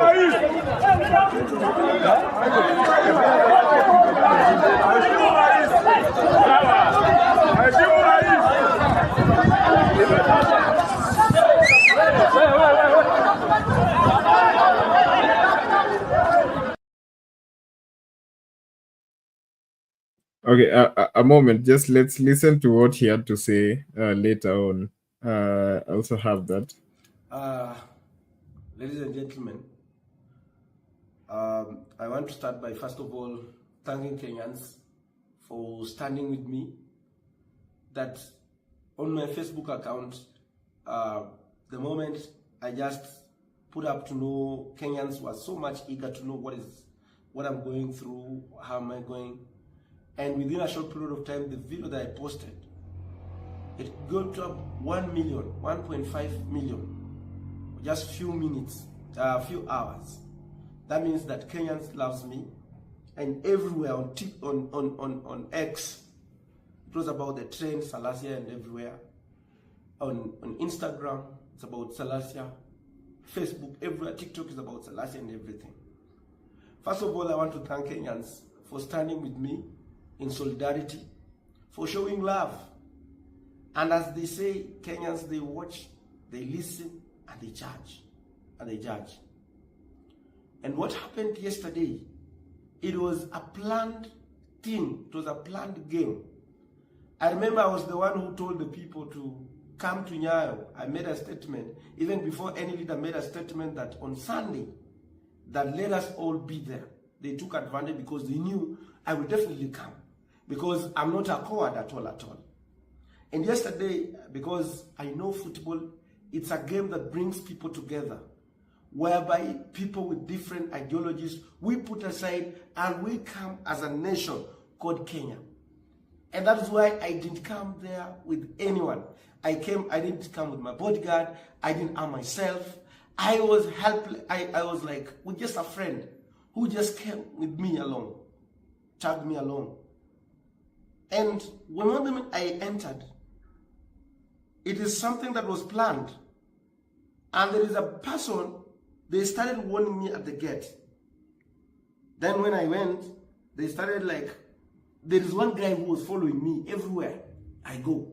I went up to the VIP, he's following me. And even when you check that video, it was just like about 10 guys or so.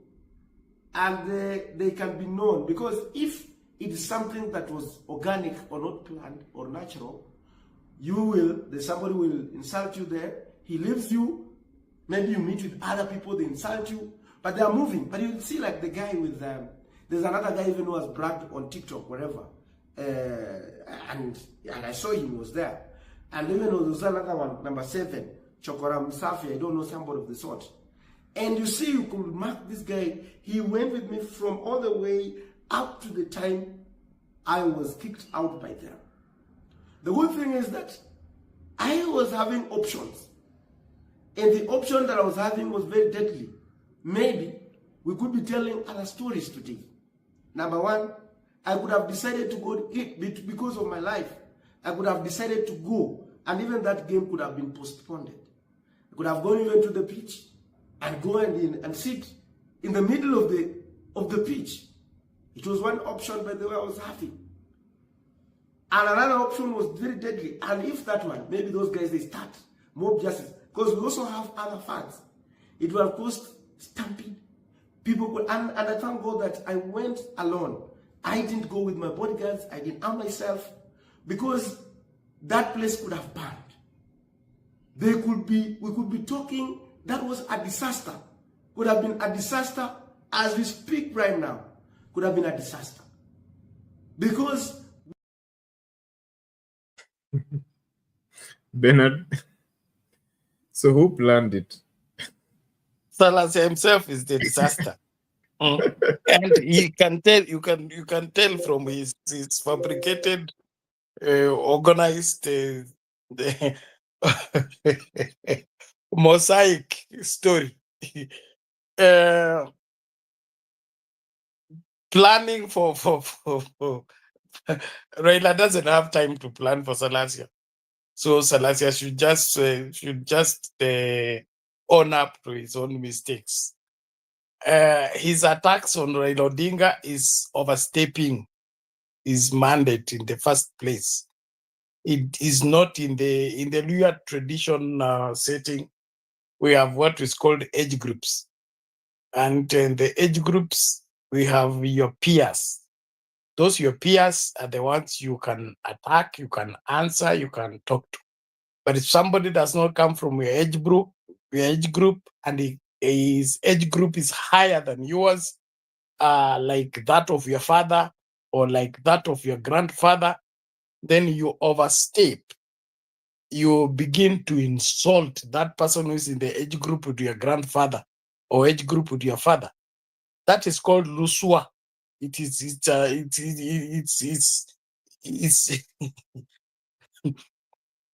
it's abominable. in the first place. So Salasya's problem springs from that.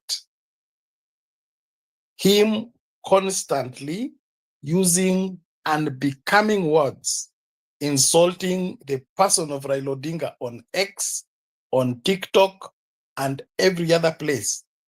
Those were the seeds he was sowing.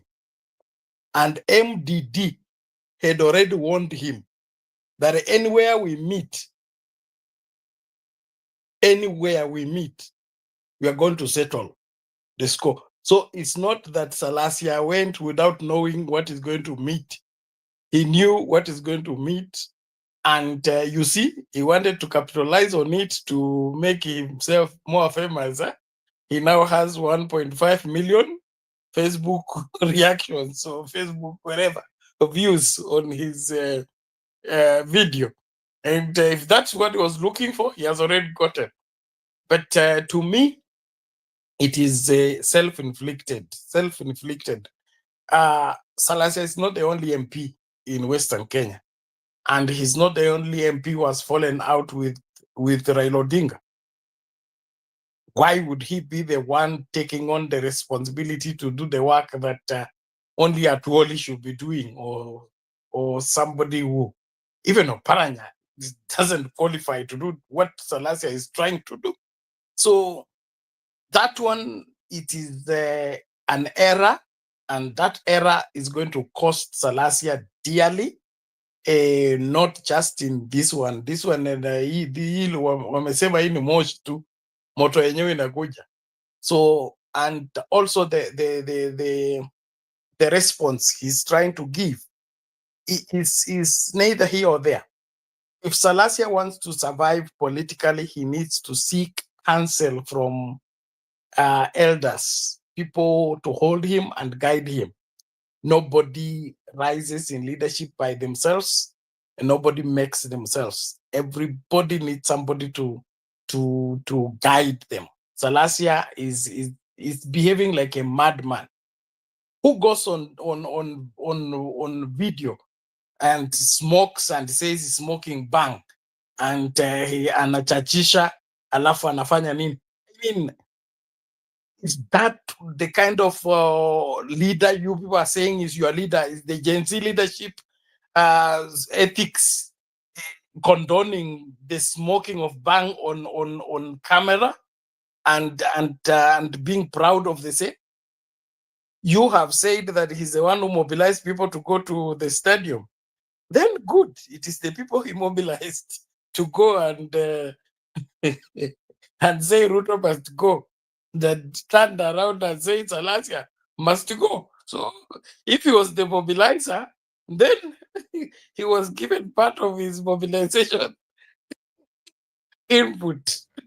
Now, finally, I don't want to spend time on Salasya. Salasya is an embarrassment to the Luo community, is an embarrassment to leadership, is an embarrassment to the parliament. And if there is any leadership of parliament watching this show, Salasya should be summoned to the disciplinary wherever committee, kama kuna disciplinary committee ya parliament, he should be summoned. He is teaching our children bad manners. He's overstepping his mandate, and he should be cut to size. Do I encourage violence? No. Do I encourage people being fought? No. Lakini kama anaendelea kumisbehave in the Luo tradition, I'm not talking now like a pastor, I'm talking like a Luo.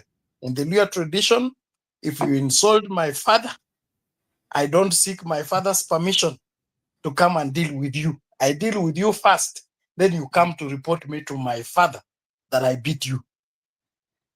So the moment Salasya begins to insult our fathers, what happens? The peers, his age mates, tunaenda kumchapa kwanza.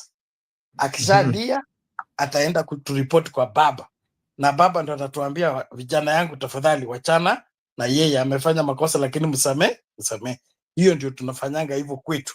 So Salasya anashughulikiwa na peers wake, wamkumbushe kwamba hayuko kwa age group ya baba, na kama anajaribu kujifanya age group ya baba, atachapwa mpaka arudi kwa size yake, aheshimu wazee. Hiyo ni lazima. Okay, so it's so Raila Odinga attacked Salasya. Raila Odinga doesn't have time for Salasya. He doesn't attack. Baba akishaza. Wacha nikupatie pia Biblia. Psalms 127. Blessed is the children are the heritage of God. Blessed is the man who has quiver full of them. He shall speak with the enemies at the gate. Kama ushaza na ukalea au shughuliki na mambo ndogo ndogo, hata ukisikia ati kuna enemies at the gate, vijana ndo wanashughulikia, wanafuga kwa gate, au ukilala wanakuja kuamsha, dadi tumemalizana, kulikuwa na mtu alikuwa anavuka kwa fence, tumechapa yeye, tumefunga kwa gate, kuja uone ni nani. That is what happens. No son, genuine son of a father will be happy when a stranger who is his age mate is insulting the father. No, that is not acceptable. So kama Salasya anataka usalama na anataka kuishi maisha marefu na anataka kuwa kiongozi, mpaka aheshimu viongozi waliomtangulia. Akiingia ati yeye ni Gen Z, anajifanya Gen Z, anakona support ya Gen Z, hakuna constituency inaitwa Gen Z. Tuambiane tu ukweli. So hii story ya kujifanya ati uko na TikTok, uko na likes, uko na Facebook sijui 1.5 what, it's all a fallacy. Leadership is first of all character, behavior, good behavior. Sio hizi vitu tunakuwa treated tu. So whoever attacked Salasya has already claimed ownership, and it is MDD leadership. And MDD leadership is not led by Luos. Those of you pushing the narrative at Wajaluo who wamepiga Salasya, it is MDD is led by a man who comes from Mumias. Is a Luya. So his story you want to put a narrative, ni Wajaluo wamechukia Waluya, Wajaluo wanataka Waluya, Wajaluo wanakuwa wanaona wivu ya Waluya. It's all a narrative that has no head or tail. Salasya has misbehaved. Salasya has been greeted, and if he does not take his time, they will greet him further. And I support the greeting until he behaves like a leader. Salasya is leading. Salasya alikuwa mtu alichapa mtu kwa matanga. Uko na Baholo. Ilikuwa na Baholo ama wapi? Uko Shanda. Kwa matanga. Uko kulikuwa na MDD. Uko kulikuwa na Wajaluo. Salasya was fighting in this other funeral ambayo ilikuwa na baraza, ilikuwa na nani na whatever. Am I forgetting his name? Opana. Salasya was in that mix. So Salasya fights everywhere. He's drunk everywhere. He fights everywhere. So huko alikuwa nasalimiwa tu. Don't blow it out of proportion. I rest my case there, unless you have a follow-up question. Yes, I have a follow-up question before I bring in Lala. I want us to hear from his constituents, the people he leads in his constituents. Just some people here. Let's just listen to this, then we'll come back and I'll hear from both of you. Lala's constituents. Mama yawe, nasema hivi, watu wachie PK wetu akue. Tafadhali tunaomba na ninaomba mtu wachie mtoto wetu. Tunaona naye kuanzia mbali. Mtoto wetu ameenda sanga mkokoteni akitafuta kura. Tafadhali mtu wachie. Nake mako tumukoya magoha kutoka Mias East. Na naambia baba huyo baba yenu huyo, hata sisi tuko na baba yetu.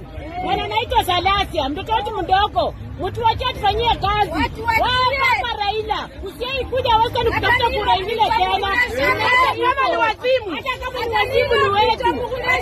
Kabisa. Mimi kitu tumeongea tumesikia vibaya sana. Kwa majina naitwa Bridget Juma, mimi ni Dea Lady wa Sabuni. Mheshimiwa wetu ni mheshimiwa wa amani sana. Amekuwa na maono mazuri mbele yetu sana. Sisi tumejifutia, tulikuwa tunafanya kazi ya miraba kwa mashamba ya watu. Sasa hivi tumeendelea tunafanya kazi ya sabuni. Mwachilia mheshimiwa wetu na mpe pesa aendelee kwa miradi kwa sabuni yetu. Sasa mkimshika hivyo mkimpiga hatakuwa na amani, kwa sababu tulikuwa tumejikaza, tunaendelea, tuko na miradi ya sabuni, tunapiga keki, tunatengeneza maziwa. Sasa tuko na mzuri sana kwa ajili ya huyu mheshimiwa wetu. Mumwachilia na mumpe pesa tuendelee na miradi. Sisi wamama tumechoka sana. Mwachilie mheshimiwa wetu tuendelee na hii miradi yetu ya sabuni. Tulikuwa tunaumia sana. Amekuwa na maono kwa wamama, walikuwa wanahangaika. Sasa ametufanya tunaendelea. Tuachie huyu mheshimiwa wetu, sisi wamama tunahangaika. Okay, so those are just sentiments from his constituents. Very women, they are very agitated by what happened to him. But I don't know, Bernard. Before bringing Lala.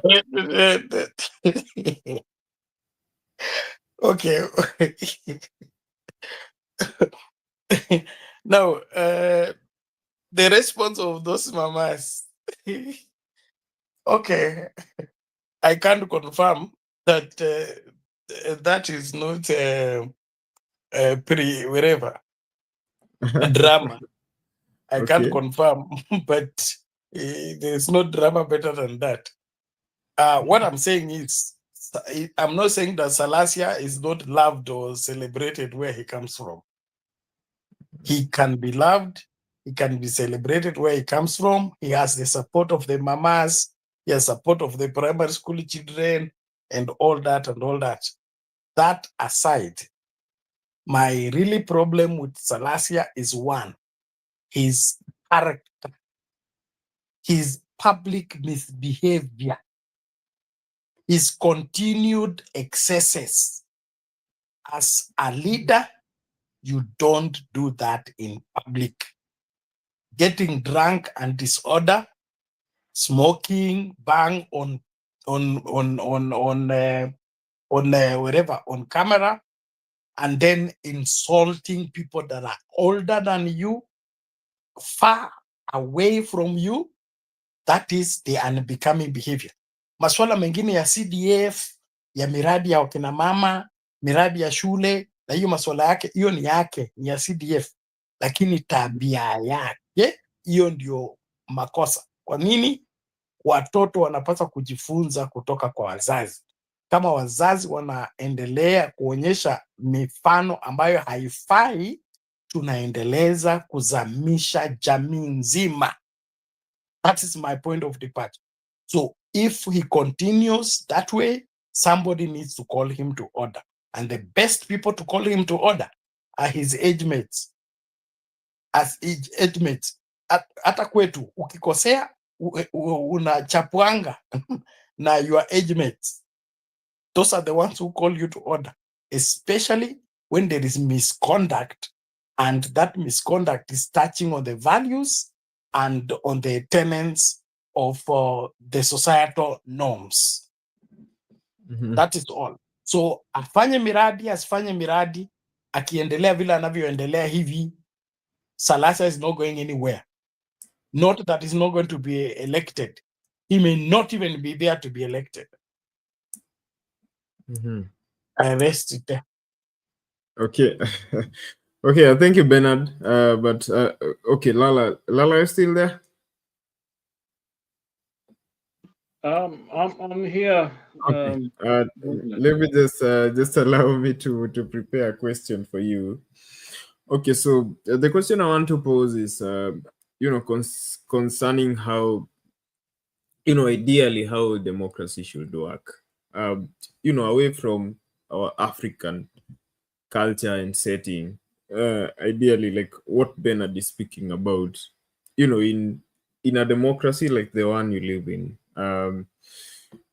can young people call older people to order if they're misbehaving? For instance, in this case, using of violence, Ama you should just sit down because you are, the other person is older. For instance, your president there is what, 70 what? Is he 80 yet? So if he's misbehaving, should younger politician not call him out and respect that he's older? How should democracy work? Douglas, democracy is not a very good system, but it's the best that we have. And it's only best when people respect. Can you hear me? Yes. I was saying you're quoting Winston Churchill. Oh, okay. If there's a respect for each other, as a matter of fact, calling out people is not a bad idea, but you disagree on issues, on debate, critical issues, not personal, not attacking a person, calling somebody who is older than you a name or even younger. Even the young people, you respect that person and they respect you back. But what we see coming out of Kenya is not even calling out. It's really pure, I would say, disrespect, abusing other people to make them feel better. Because at the end of the day, when you keep howling insults at someone and you call it, I'm calling them out. No.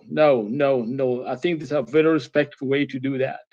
And I think the idea that we have to be quiet is not good. We got to speak. We got to air our differences, but in a very respectful way. In other words, when to be family and when to point out issues within the family, and when to, because if you can't do that to your father, why would you do it to somebody else? If you can't go and call your father in the marketplace, who does that stupid old man or whatever, and then you claim you're calling him out. This is the problem with Salasya and such kind of thinking. They think they are being heroes when actually they are displaying their ignorance. And so, to me, Salasya is just a very sad case, because for me, I think he has mental health issues. That's what I would say, because I do believe he has a lot of talents in there, and he's doing some good things. But the other things that are around what he does is not good for the future of democracy, as well as just human decency, community, decency. Because whatever he is, there's a fight. Are those fights necessary? No, some of them are not necessary. Most of them are not necessary. There was no reason. I remember in that funeral, all of a sudden is swinging at somebody, an MCA. I mean, and then the words he's using. So even as young people, is the worst role model that younger people should be able to have. And those people that are there, they will do what they got to do, because first of all, he is the money bag. He's the one that is giving them something. So as long as you have people that you are living off of you, they will always come, follow you, not knowing that actually that money does not belong to Salasya. That money is actually the taxpayers' money, and his job to give it is doing a good job not stealing it, if at all it's not stealing it. But that's just every constituency in the country, the CDF money. And maybe that's another problem, another thing why we should be able to take that money out, so that we don't find you are killing people, but you are people. All these people whom we talk about Rutos and others, there are people who will follow them, who will die for them. Okay, that mean is the right thing to do? No, but a leader is known because they have leaders, people behind them. Salasya has them behind him. So I think he need to be called out himself, not to be disrespected. But if he's smoking bang, I think in Kenya it's illegal. Okay, and even the U.S. Federally it's illegal substance. Okay, so you shouldn't smoke that bang. Okay, if some young man goes out there to smoke it in this area, in this village, he's going to be arrested. Okay, and so he is basically, I don't think he was that way from the time he struggled to go to the university. I think he was very focused young man. Okay, but right now, his money, his power, his drugs, whatever it is, he's so careless. He's so careless with this language, and it's a leader. People following, and that I think that's the alarm that Bernard is talking about. As I say that, I think he has a lot of. He's a comedian, so that's really a better method to kind of talk to people, and he seems to be brave young man. So he has a lot of good things that we can count on, but he's self-distracting, by the way he's handling things. Yeah. Back to you. Okay, thank you. A quick one, Daki, on your question on democracy. Democracy does not work in open space. Democracy is a system of governance within a society that has its norms. Democracy does not suspend the laws of nature. That there is democracy, it doesn't now make your father become your brother or your grandfather now become your age mate or your village mate. I mean, that there is no boundaries because we are in a democratic space. The same thing in the Bible. The Bible says there is no difference in Christ Jesus. There's no male or female, slave or free, and all that. But when it comes to relationships, there is still the head, there is the body, and there are other parts. Like we say, there is equality in Christ Jesus, but there's no equality in marriage. There is a stipulated person to be the head and the other one to be the body. So you cannot say that because there is democracy, and democracy is a freedom of expression, so that means I can insult anybody, I can tell anybody anything. There are things you will lose by reason of disrespectfully saying. Like if you have a quarrel with your father, the best person to call your father to order is not you. The best person to call your father to order is your uncle, who is either older than him or his age mate. But if you call saying, vijana tumekubaliana huyu mzee mpaka tumkalishe leo, tumwambie tumekasirika, hiyo nyumba itakalika. So please, democracy, yes, but laws of nature remain untouched, with or without democracy. Thank you. Thanks. Okay. Let me just add something there too about democracy and even this system, Douglas. Since you asked the question, you see, you can criticize someone, you can point out, whatever they've done, but they got to be true and factual. Because if it's not, they'll take you to court and they'll clear you completely. You wake up one morning, everything is gone, because the courts are very particular, especially when you use false information, and even their children can sue you. So democracy has got its own, whatever demarcations that you can't just cross. Like what we see in the media, we talk about people we have got no truth and we're just saying things. Some of those things will be prosecuted here. A lot of people will be in jail, or supposed to pay a lot of money. because it's as if we're taking things in our own hands. We don't respect boundaries. We don't respect other people. We just go out, blast. And actually, it's making things worse, even our fight, worse. We are not helping the cause of democracy, because when we don't speak the truth, what we are doing is we are continuing the lies that we are accusing Ruto of. So let's be careful. Let's stop and think. Let people like Salasya stop and think, and let him not teach our kids to take such kind of reckless means of doing things which simply make things worse for us in the name of democracy, when actually that is not democracy. Back to you.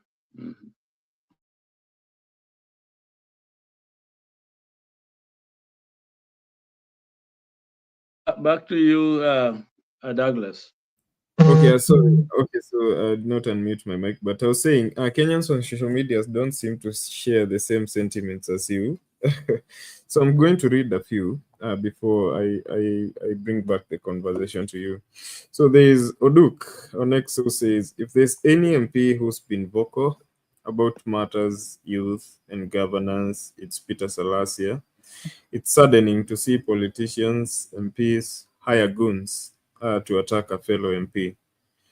Lawyer Donald Kipkoril says, assault of MP Peter Salasya at Nyayo Stadium is terrorism. If those attacked the MP who were captured on camera aren't arrested and charged with terrorism, then the national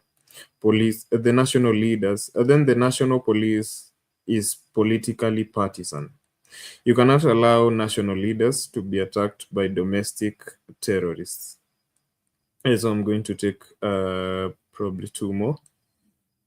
There is Rapture the Scientist on X who says, one of the reasons being floated around for the attack on Salasya is he spoke, quote unquote, he spoke ill of Raila. So that's how it's going to be. You say something about Raila and you're beaten to a pulp. That's a big shame from, in quotes, father of Kenyan democracy, end of quote.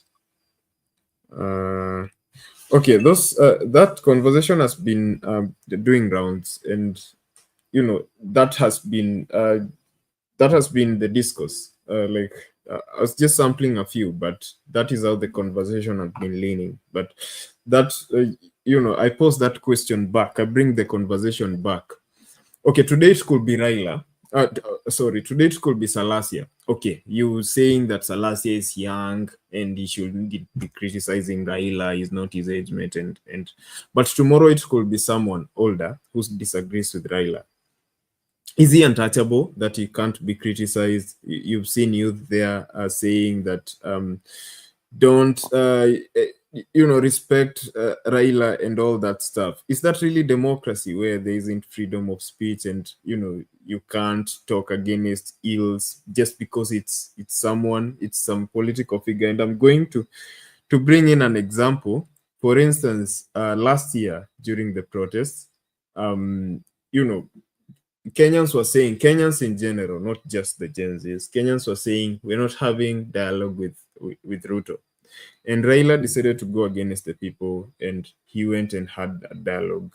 Of course, he lied to people, no dialogue and all that stuff, but eventually he went and had dialogue with Ruto. But, Kalonzo said, no, I'm going to stick to what I said, no dialogue. Then there was a presser by Azimio. And you remember he was attacked. I'm going to play that. Then I'm going to pose the question. Even as I play this, I want to pose the question: is this how we should be dealing with things? Just because it's someone disagrees with some figure, and is this really how the father of democracy should be acting? That people can't disagree with him. But before you answer me that, let me just play this clip. Who lost their loved ones, and the hundreds who are maimed, injured, and who had their properties destroyed during the demonstrations.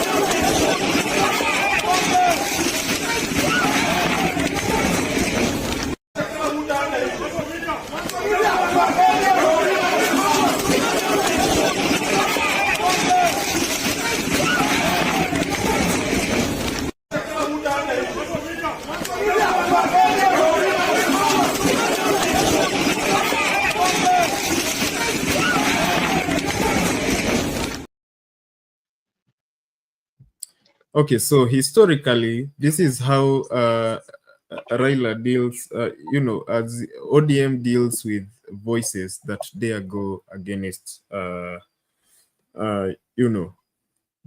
Raila Odinga. So is this right? I'll begin with you, Bernard.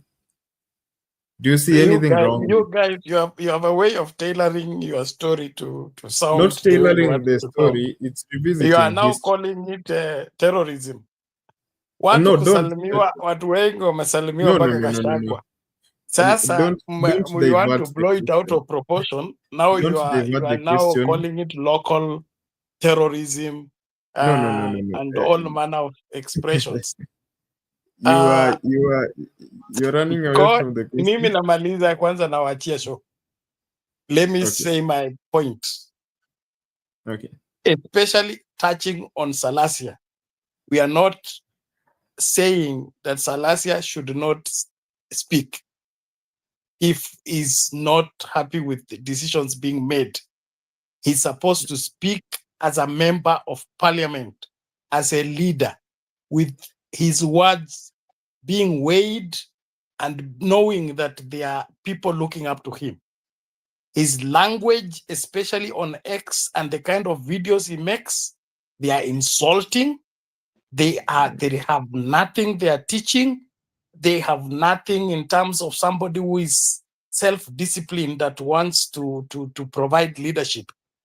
He's just teaching people to be insultful and disrespectful, and that is wrong. The same thing with there is another man called Guaido, okay, who says that Bernard, please.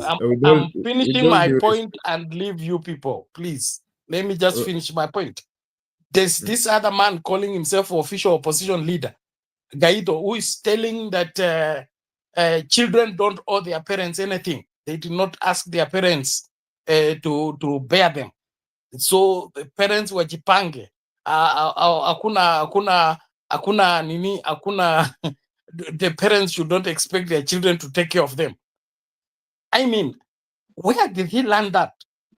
And why would he be advocating that? So what I'm saying is, Salasya can tell if Raila is wrong on a matter, but it has to be done respectfully and in order, not insultfully.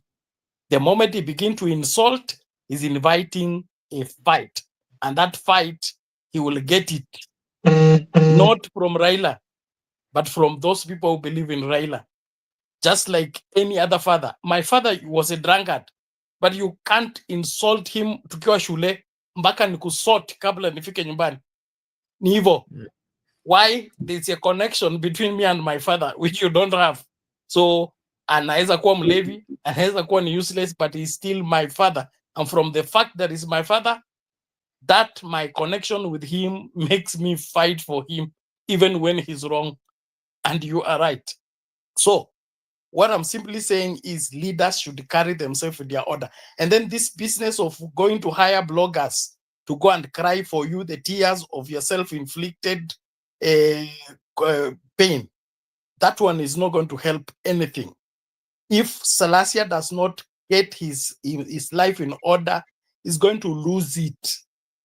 Right now, there are people in Mumias East who are already preparing to stand against him. He's careless, he's drunkard, he's smoking anything, anytime, and he's making enemies. In politics, especially Kenyan politics, where elimination is one of the ways of doing politics, somebody will take advantage of this, eliminate Salasya and say ni Wajaluo. He should have sense to know that you cannot be careless, always drunk and sleeping anywhere, and then you are still making enemies, and then you go on social media and broadcast the same. Politics don't work like that, not in Kenya. So please, let's separate our hate for Raila and the misbehavior of a younger leader like Salasya, who has a long way to go. Raila is 80 years old. He's on his way out. He is not our problem. The problem is the kind of young leaders we are bringing into the leadership space. If they are behaving like this when they are first-time member of parliament, what will they do when they become presidential candidate? What will they do when they become governors? Okay. So let's address the character issue, not drag some so-called that ODM does things like this. Kila party iko na culture yake. Yeah. Okay. Kwani Gachagua ametupiwa viti mara ngapi?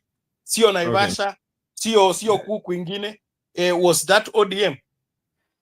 So let's not separate a problem and then create a scenario to justify what is unbecoming. Especially, I'm taking an issue with wale watu wa kushabikia makosa.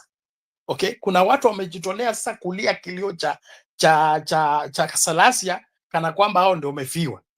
And wao watu wengi hao hawatoki Mumias. They are not even lawyers, okay? And they are crying and supporting Salasya, leading Salasya to his own cliff. Aende kujimaliza. That is wrong. As elders, you call your sons to order. That's what is responsible. Lakini ati kwa sababu amepinga Ruto, sasa ni rafiki yetu. Kwa sababu amesimama kinyume na broad-based government, huyo ni wetu. Sasa kwa sababu ni wetu, tumtetee kwa vyote vile. Tuseme wale watu walimpiga ni terrorist. Wale watu walimpiga walifanya hii na hii. All of it in the pretext of practicing hypocrisy around him to deceive him, to believe that what he's doing is okay. What Salasya is doing is not right. It's wrong.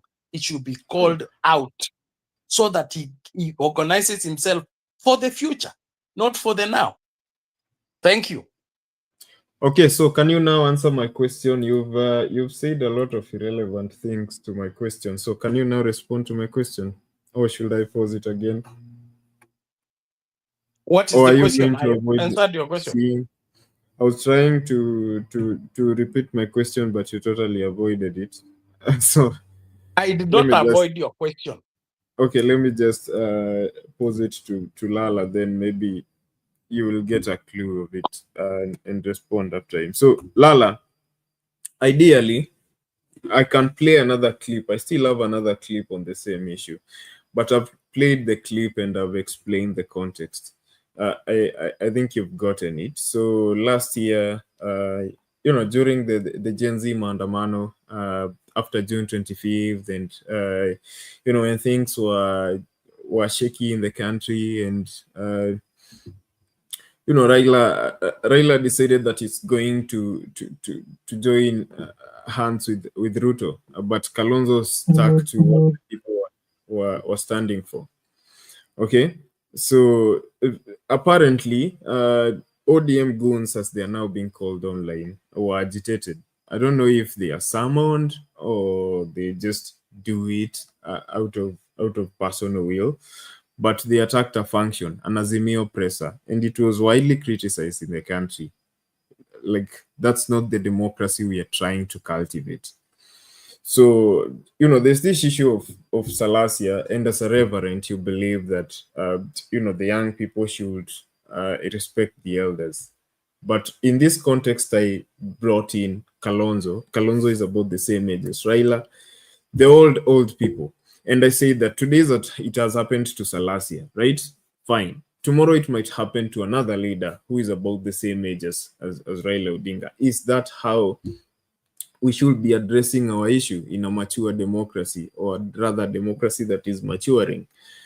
Okay. And for someone who regards himself as the father of democracy and widely touted as so, is this how he should be? What does this say about his beliefs in the very democracy that he speaks about? Douglas, a country is not 100 meters race where you start within seconds, you're at the end of it. When people are fighting for the soul of a nation,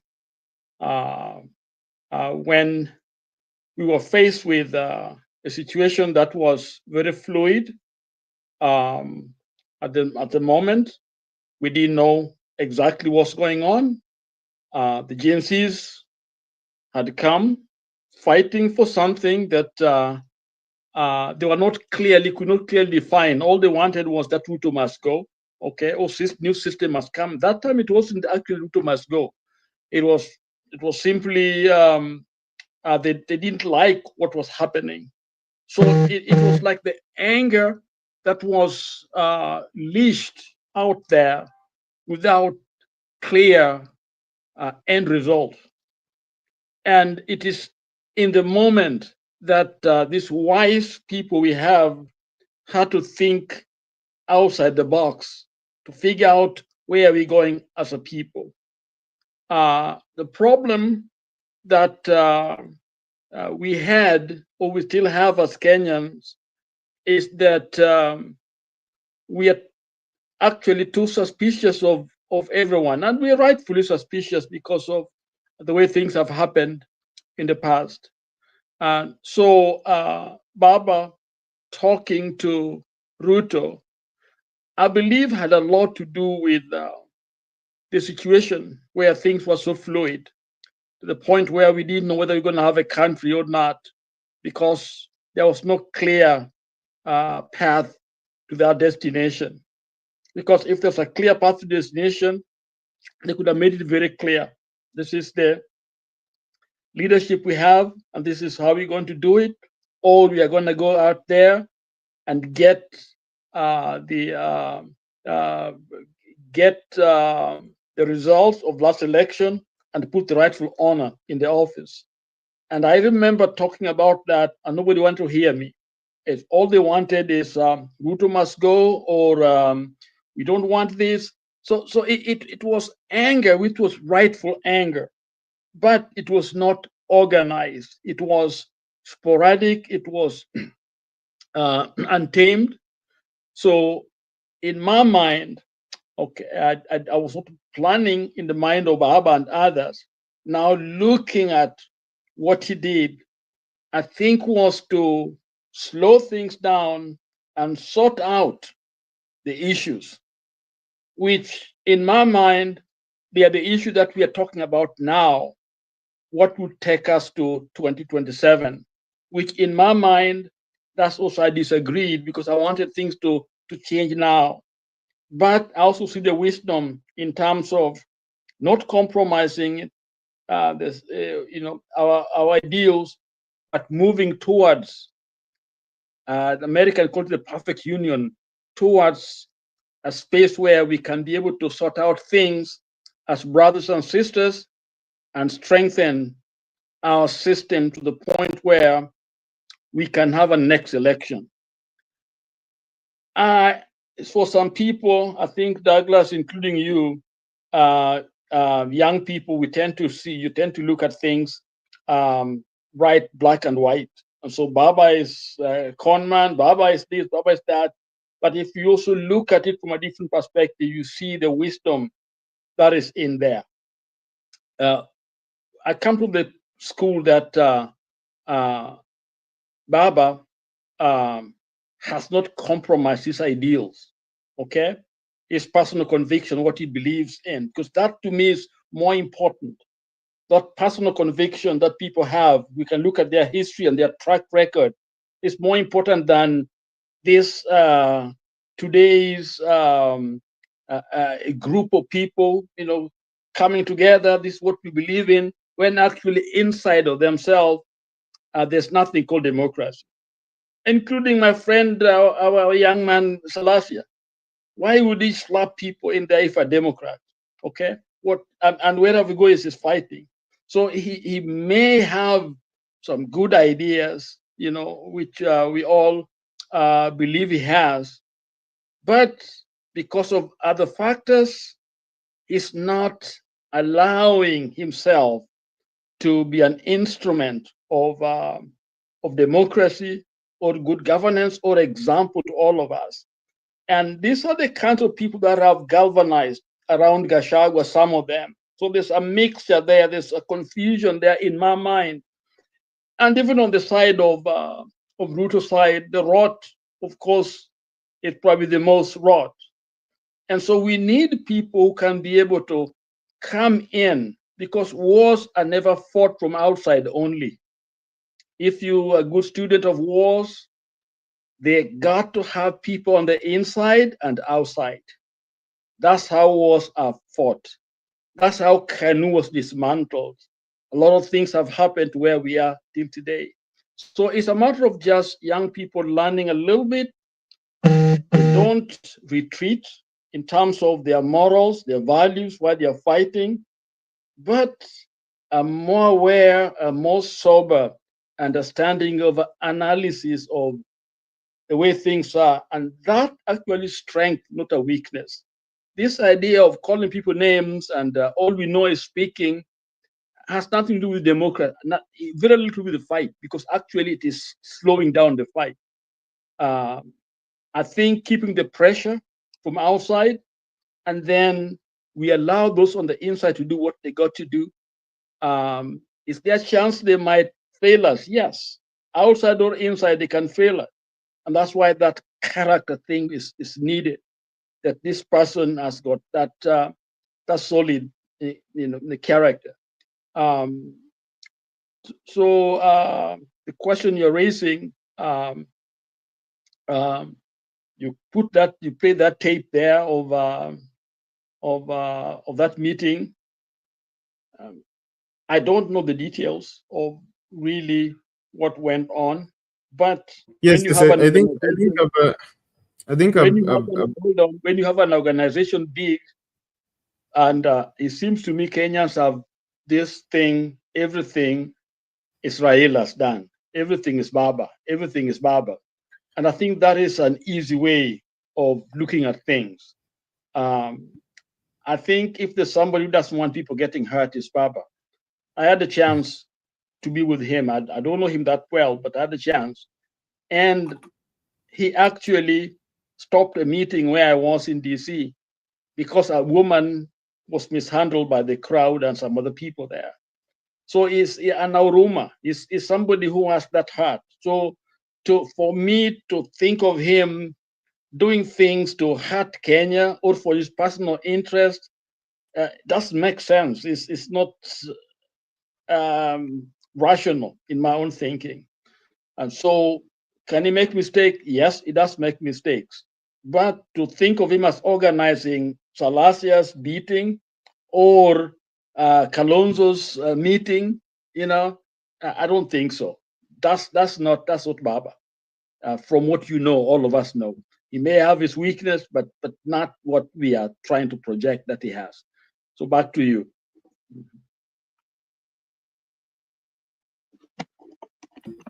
Well, okay. In this moment, I really wish I had a wider panel so as to hear contributions from other people on the same. But, my question is, although you people are generally avoiding my question, but my question generally is, I'll just pose this to you, my viewers, and just leave it in your minds. Is this really morally right? That's basically what I was asking, Lala. Because you can clearly hear the chants in those attacks respect Raila and that kind of thing. The meeting is over and that kind of thing. So I just wanted us to leave Salasya out of this for a moment, because you people have used a moment, Hold on, Douglas. Hold on.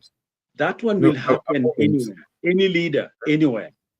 That one will happen. So it doesn't have, Baba doesn't have to sanction it. It just happens. If I'm a leader and you come in my territory, is that people will do things that I don't even know. That one is obvious. Back to you. Sorry.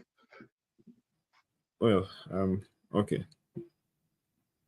Now I've lost my train of thought. Okay, basically I was saying,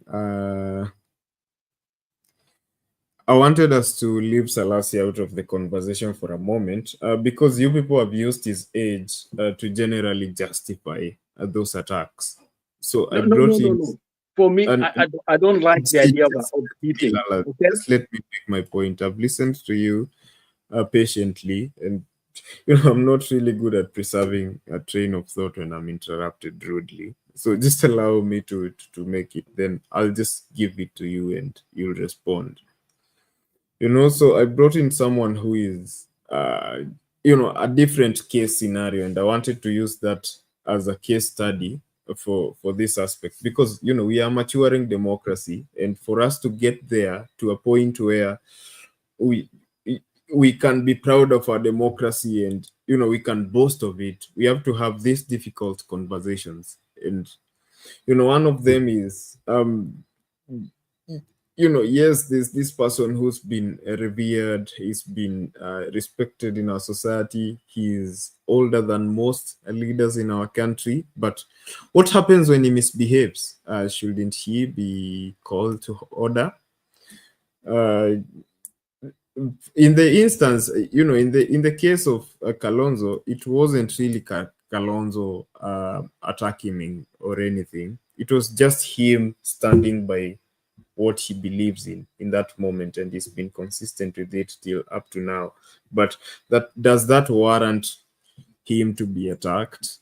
Is that really how a democratic person should act? And sometimes I cringe when you say that he hasn't compromised his ideals. Then I look at such things and wonder, is this democracy, Lala? You're coming from a terrible premise, Douglas, because what you're saying is Baba sanctioned those beatings. I don't think he did that, okay? And I don't think he has time for that. I think it is the followers. I think people who believe in him. I think that's like Bernard stated. So for me, I think some of the people should be prosecuted, okay? If you do beat somebody, should be prosecuted, okay? But what we are saying here is that he touched a live wire of a group of people that believe in someone, and I think it would happen with any leader. Give me any leader on the face of this earth. You'll find people who believe in that leader, apart from the bodyguard and the rest, okay? So you can't blame everything on that leader, okay? If he doesn't address the problem, yes, you can probably blame the person. A place like ODM or UDA or any political party, even Kibaso, right now with this political party, he has a group there that will rough you up if you play, joke around with him. You just go in there, walking in there, they'll rough you up. And that is the norm with political party groups. So to put Raila's name there is, I think is not right, okay? If he doesn't address those issues in the structure of the party, and if they're giving party bad name, if they're going to be election, and you keep doing things like this, it actually is a bad thing. But we are talking about Salasya simply because of the kind of other things. It's not just calling out people. It is the disrespect. It is the things that he carries with him. And so it is easier for anybody to even say that this man planted, for that mileage, because it's not hard to think of it that way. When actually he may be a victim in this case. So I think that's what we're talking about. But we are not saying that Baba can't be called out, and it depends on, you have to define what you mean calling out. He has to, if you disagree with him, say it. He disagrees with his own father, and he think he left the party of his father. Okay, but it was based on not disrespect of his father, but on a principle that he didn't believe in, and that's okay. That is fine.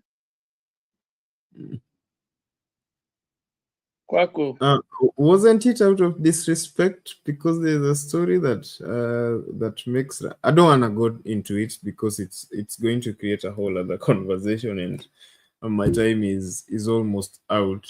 But the story is out there of what really happened. Yeah, but it's about a party issue. It was nothing to do with, it wasn't personal. Yes, but he acted in a disrespectful manner, and there've been stories out there ideological. It was that his father. Okay. No. He acted in a disrespectful manner. He arrived at his father's party conference with goons. The story goes that way. That's how the story goes. He arrived at his father's party. It was ideological. No. That's what happened.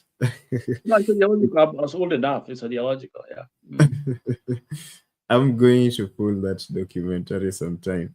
But anyway, I don't want to go there because my time is almost over. But anyway, I don't support any form of violence. We are a democratic society, and we pride ourselves in being a democratic society. If you disagree with my ideals, remember Gen Zs had the same thing. There was some violence with Gen Zs. Do you support those ones? No, the Gen Z protest was peaceful until the government began to fire. The visits of the people. No. The Gen Z protest, actually, it was widely touted as a peaceful it was a peaceful protest, and that until the government began to be violent. It was never violent. It was peaceful. People just showing down. But the right to do some things that they did in the name of protecting the law. I mean, protecting the people who are suffering. I think it was seen that way, a justifiable, a form of resistance or violence. Yeah. Pardon? You've asked a question, Amma? No, I'm just saying a justifiable resistance because they believe they are saving Kenya. So in this name of saving, a justifiable resistance, which is could be misconstrued or seen as a form of violence. Back to you. Okay. I've always had an issue. I've always said that that cultic following of Raila Odinga is the biggest impediment to our democracy today, because someone is revered to the point where he can't be called out, and if he does, then his people are going to come after you, and he's not going to call his people to. Okay, you've said that maybe he doesn't tell them to come and attack you, but as his followers, shouldn't he call them to order? What I said is, if there are evidence, because right now we don't even know who did it, whether it's Salasya did it himself or whoever, we already know it's Baba who's done it. Yes, there are some goons, or we want to call them the protectors of Baba, who are out there, okay? And they will do certain things, but that's not the only source of that kind of a reaction. The people who want cheap publicity will do things in the name of Baba. They beat their wife, they call Baba. So I just want us to get away from the idea that everything is Baba, because here you're criminating Baba is as if it's planning all these things, Okay. So Lala, y'all can say that he planned this by himself then he beat himself up, but I've played that scenario with Kalonzo Musyoka, I can still pull up another scenario. What I'm saying here is, if you say Baba plant it, we can also say Salasya plant it, because they are all okay. I'm saying, scenario. They are all possible, based on we know Baba can't plan it, and we hope Salasya did not plan it. So there are people who did it, yes, but they may have come from anywhere. Away from the Salasya issue, I'm saying that I can still pull up, other scenarios in which a leader disagreed with Raila Odinga and they ended up being attacked. I can pull up multiple scenarios of that kind of thing happening, not just Salasya's case. I can pull up more scenarios, even right now. Yeah, you can do that, but you see, Baba is highlighted. Look at most leaders in Kenya. Politics in Kenya, if you do politics, then there is always a group of people that will rough somebody else. That is just the norm that you Kenyans love, which is really sad. So if we say Baba did this, Baba, you pull it out. I can also look at any other election, you see, we pull the same thing out. And those you prepare every evening, you're going for a campaign. Those are things that you have to plan in all the campaigns. Yeah. Back to you. Okay. Well. Okay. So anyway, but as I've said, I wish I had a more balanced panel. Maybe we would have listened to different perspectives. But I think I need to go to. Pardon? Lala? I think I'm going to go, but I think also just a moment. Actually, I want to close too. I want to close too. So just a moment. I'm just going to comment on Awesome. Okay, go ahead. Okay. Awesome. I think made some few comments there. Mentioned me. I think he said able Gen Zs had to make their presence known. So this is part of politics. Power is not given, but is taken, and sometimes by force. But remember, force always comes with the consequences. I can't argue more than that. And I think able really politics change, life change every day. Let's not get stuck. Also, I hope I'm not stuck in my ways. But you see, on one level, yes, I have to be looking at life through the mirror, the windscreen. Okay, look back, because I'm now a little older, so I look ahead, but I also look at the history, things that we need to avoid, and then maybe inform the present or the future of some things that we need to be, because history repeats itself. If we are not careful, we end up doing the same thing and get stuck. But at the same time, I have to be aware that I'm a little bit looking at the past. That's why I need the Gen Zs, you, and some ideas, putting all together so that we can move forward. So I think I and my group of people are relevant in a lot of ways. The other day, I was watching the Nobel Peace Prize winners, and most of them were old people. Some few young people out there. Okay, so let us work as a team, and I think we can win this for Kenya. Thank you. Back to you, Douglas. Okay, thank you, Lala, for that. So I'm just going to play one last bite, then I'll come back. You'll give me your final submission as we gear towards the end. So let's just have a look at this.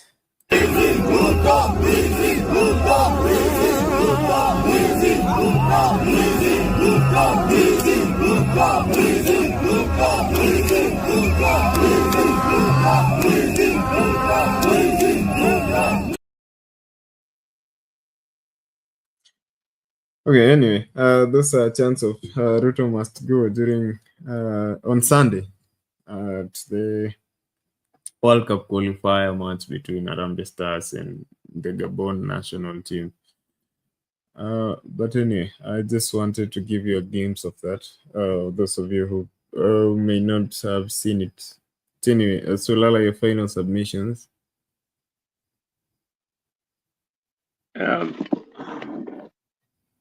My final submission really is just to emphasize that number one, when you have a large crowd of people, there is excitement.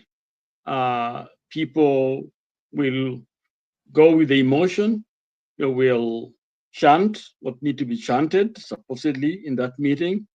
And I am of the opinion that Ruto must go.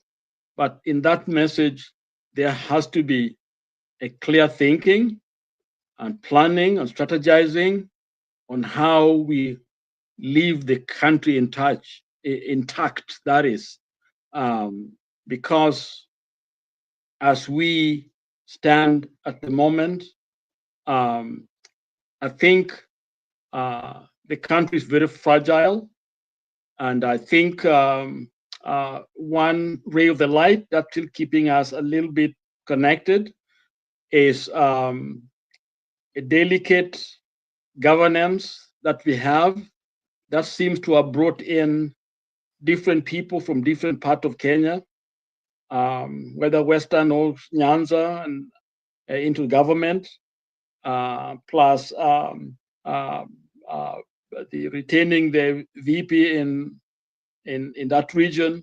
I think it's bought us time to see ourselves together, but we can easily fall apart, especially when people like Gachagua are empowered.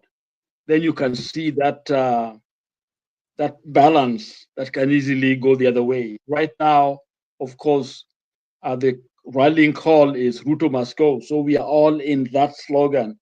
But without that, these other things start biting us as a nation. So we must work hard to see how we bring this country to a place where it can face the truth and also still remain together, knowing that we're part of each other. And so I'm proud to be a Kenyan, and thank you all. And let's all come here, and thank you, Douglas, for guiding us, and everyone in the background, awesome, and all of you back there. And that's my last word. Thanks. Back to you, Douglas. Okay, thank you, Lala, for joining in the conversation, and thank you for that submission. Yes, for participating in today's conversation, and that was quite insightful. And yeah, so maybe I'll just take a few comments. Awesome with lots of comments there. Okay, he says, if there is anything that annoys me is this chance when we are supposed to be nationalists. This one was a very low thinking. We were supposed to support our team, but it ended up in a divisive politics. It was the lowest moment in our country. But a question, Lala, before you leave, if you're still there. Okay, so I've seen large international marches and people lifting banners to express their dissatisfaction either with their governments. In Israel, people, all around the world, people raising banners to express their dissatisfaction, maybe the war in Gaza and that kind of stuff. I've seen people in stadiums voice there, because that is a very large public arena, and you have the world watching. I think it's a perfect, as long as you're not disrupting the game. Is that allowed? I mean, how is that okay? Because they my answer is a lot of times such protests are well organized. It may be at the beginning of the game, or maybe the middle of the game. Something spectacular happens to show the displeasure, but they respect the game.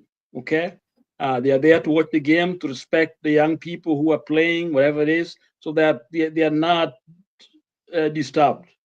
I don't know what happened over there, but I think some of these things should be well organized so that we can let our young men and the young women play. I hope that did not affect the game itself.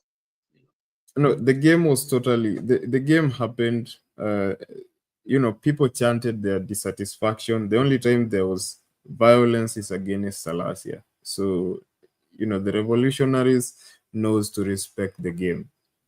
The match happened, it ended in a 2-0 defeat, but the match was not affected. Was it 2-0 or 2-1?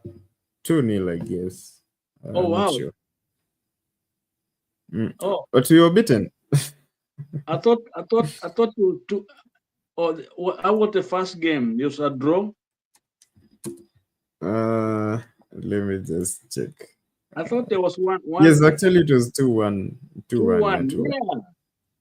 Yes, 2-1. Mm-hmm. But we were beaten. But the match was not disrupted.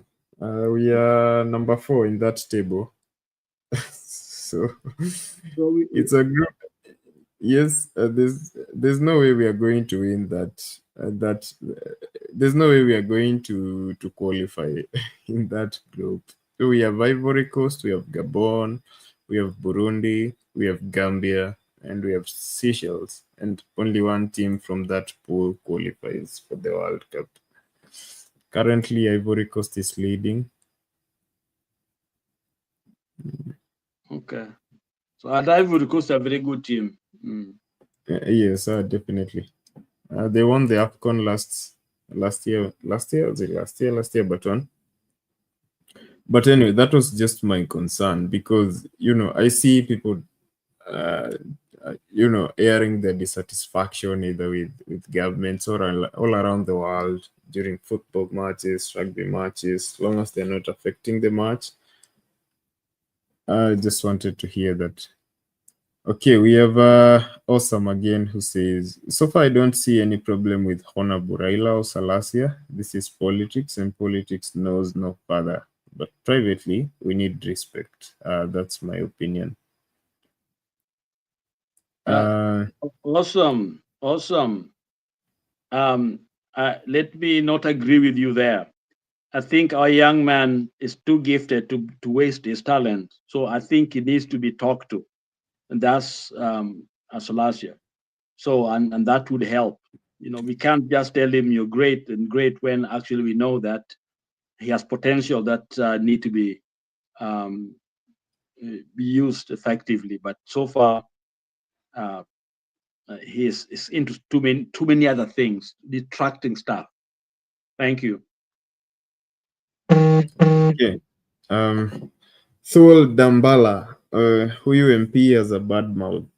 Does he actually respect elders in his community? That is Thul Dambala. I hope I haven't butchered that name. Okay, but anyway, I believe to some extent we are Africans. We need to preserve our values, respecting our elders, respecting our fathers, our mothers. But then again, as the Bible says, the Bible has two sides to that verse. Children, obey your parents, for this is the right thing to do. I think Reverend Lala, you're a reverend, you can help me on this one. Respect your fathers, for this is the right thing to do. Okay, so that your days may be added on earth, then it goes on to say, fathers, do not... how does that verse go, Lala? There's a second part to it. Children, obey. So are you still there, Lala? Old cannot depart from it. Yes. Mm-hmm. There's a second aspect to it that tells fathers against do not provoke your children. Yeah. Mm-hmm.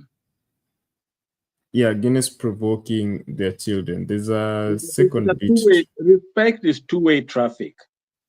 It's two-way yes, traffic. It has to be. I mean, the thing is, I think what we have done in our age is shameful, because a lot of this problem is part of us, and I think it's not a good thing. And I think pointing those out is not a bad thing at all. And there's a respectful way of pointing them out. And so you shouldn't be silenced, because if we stole, we stole. If we're a thief, you're a thief. And I think that's a calling out that should be very clear. Yeah.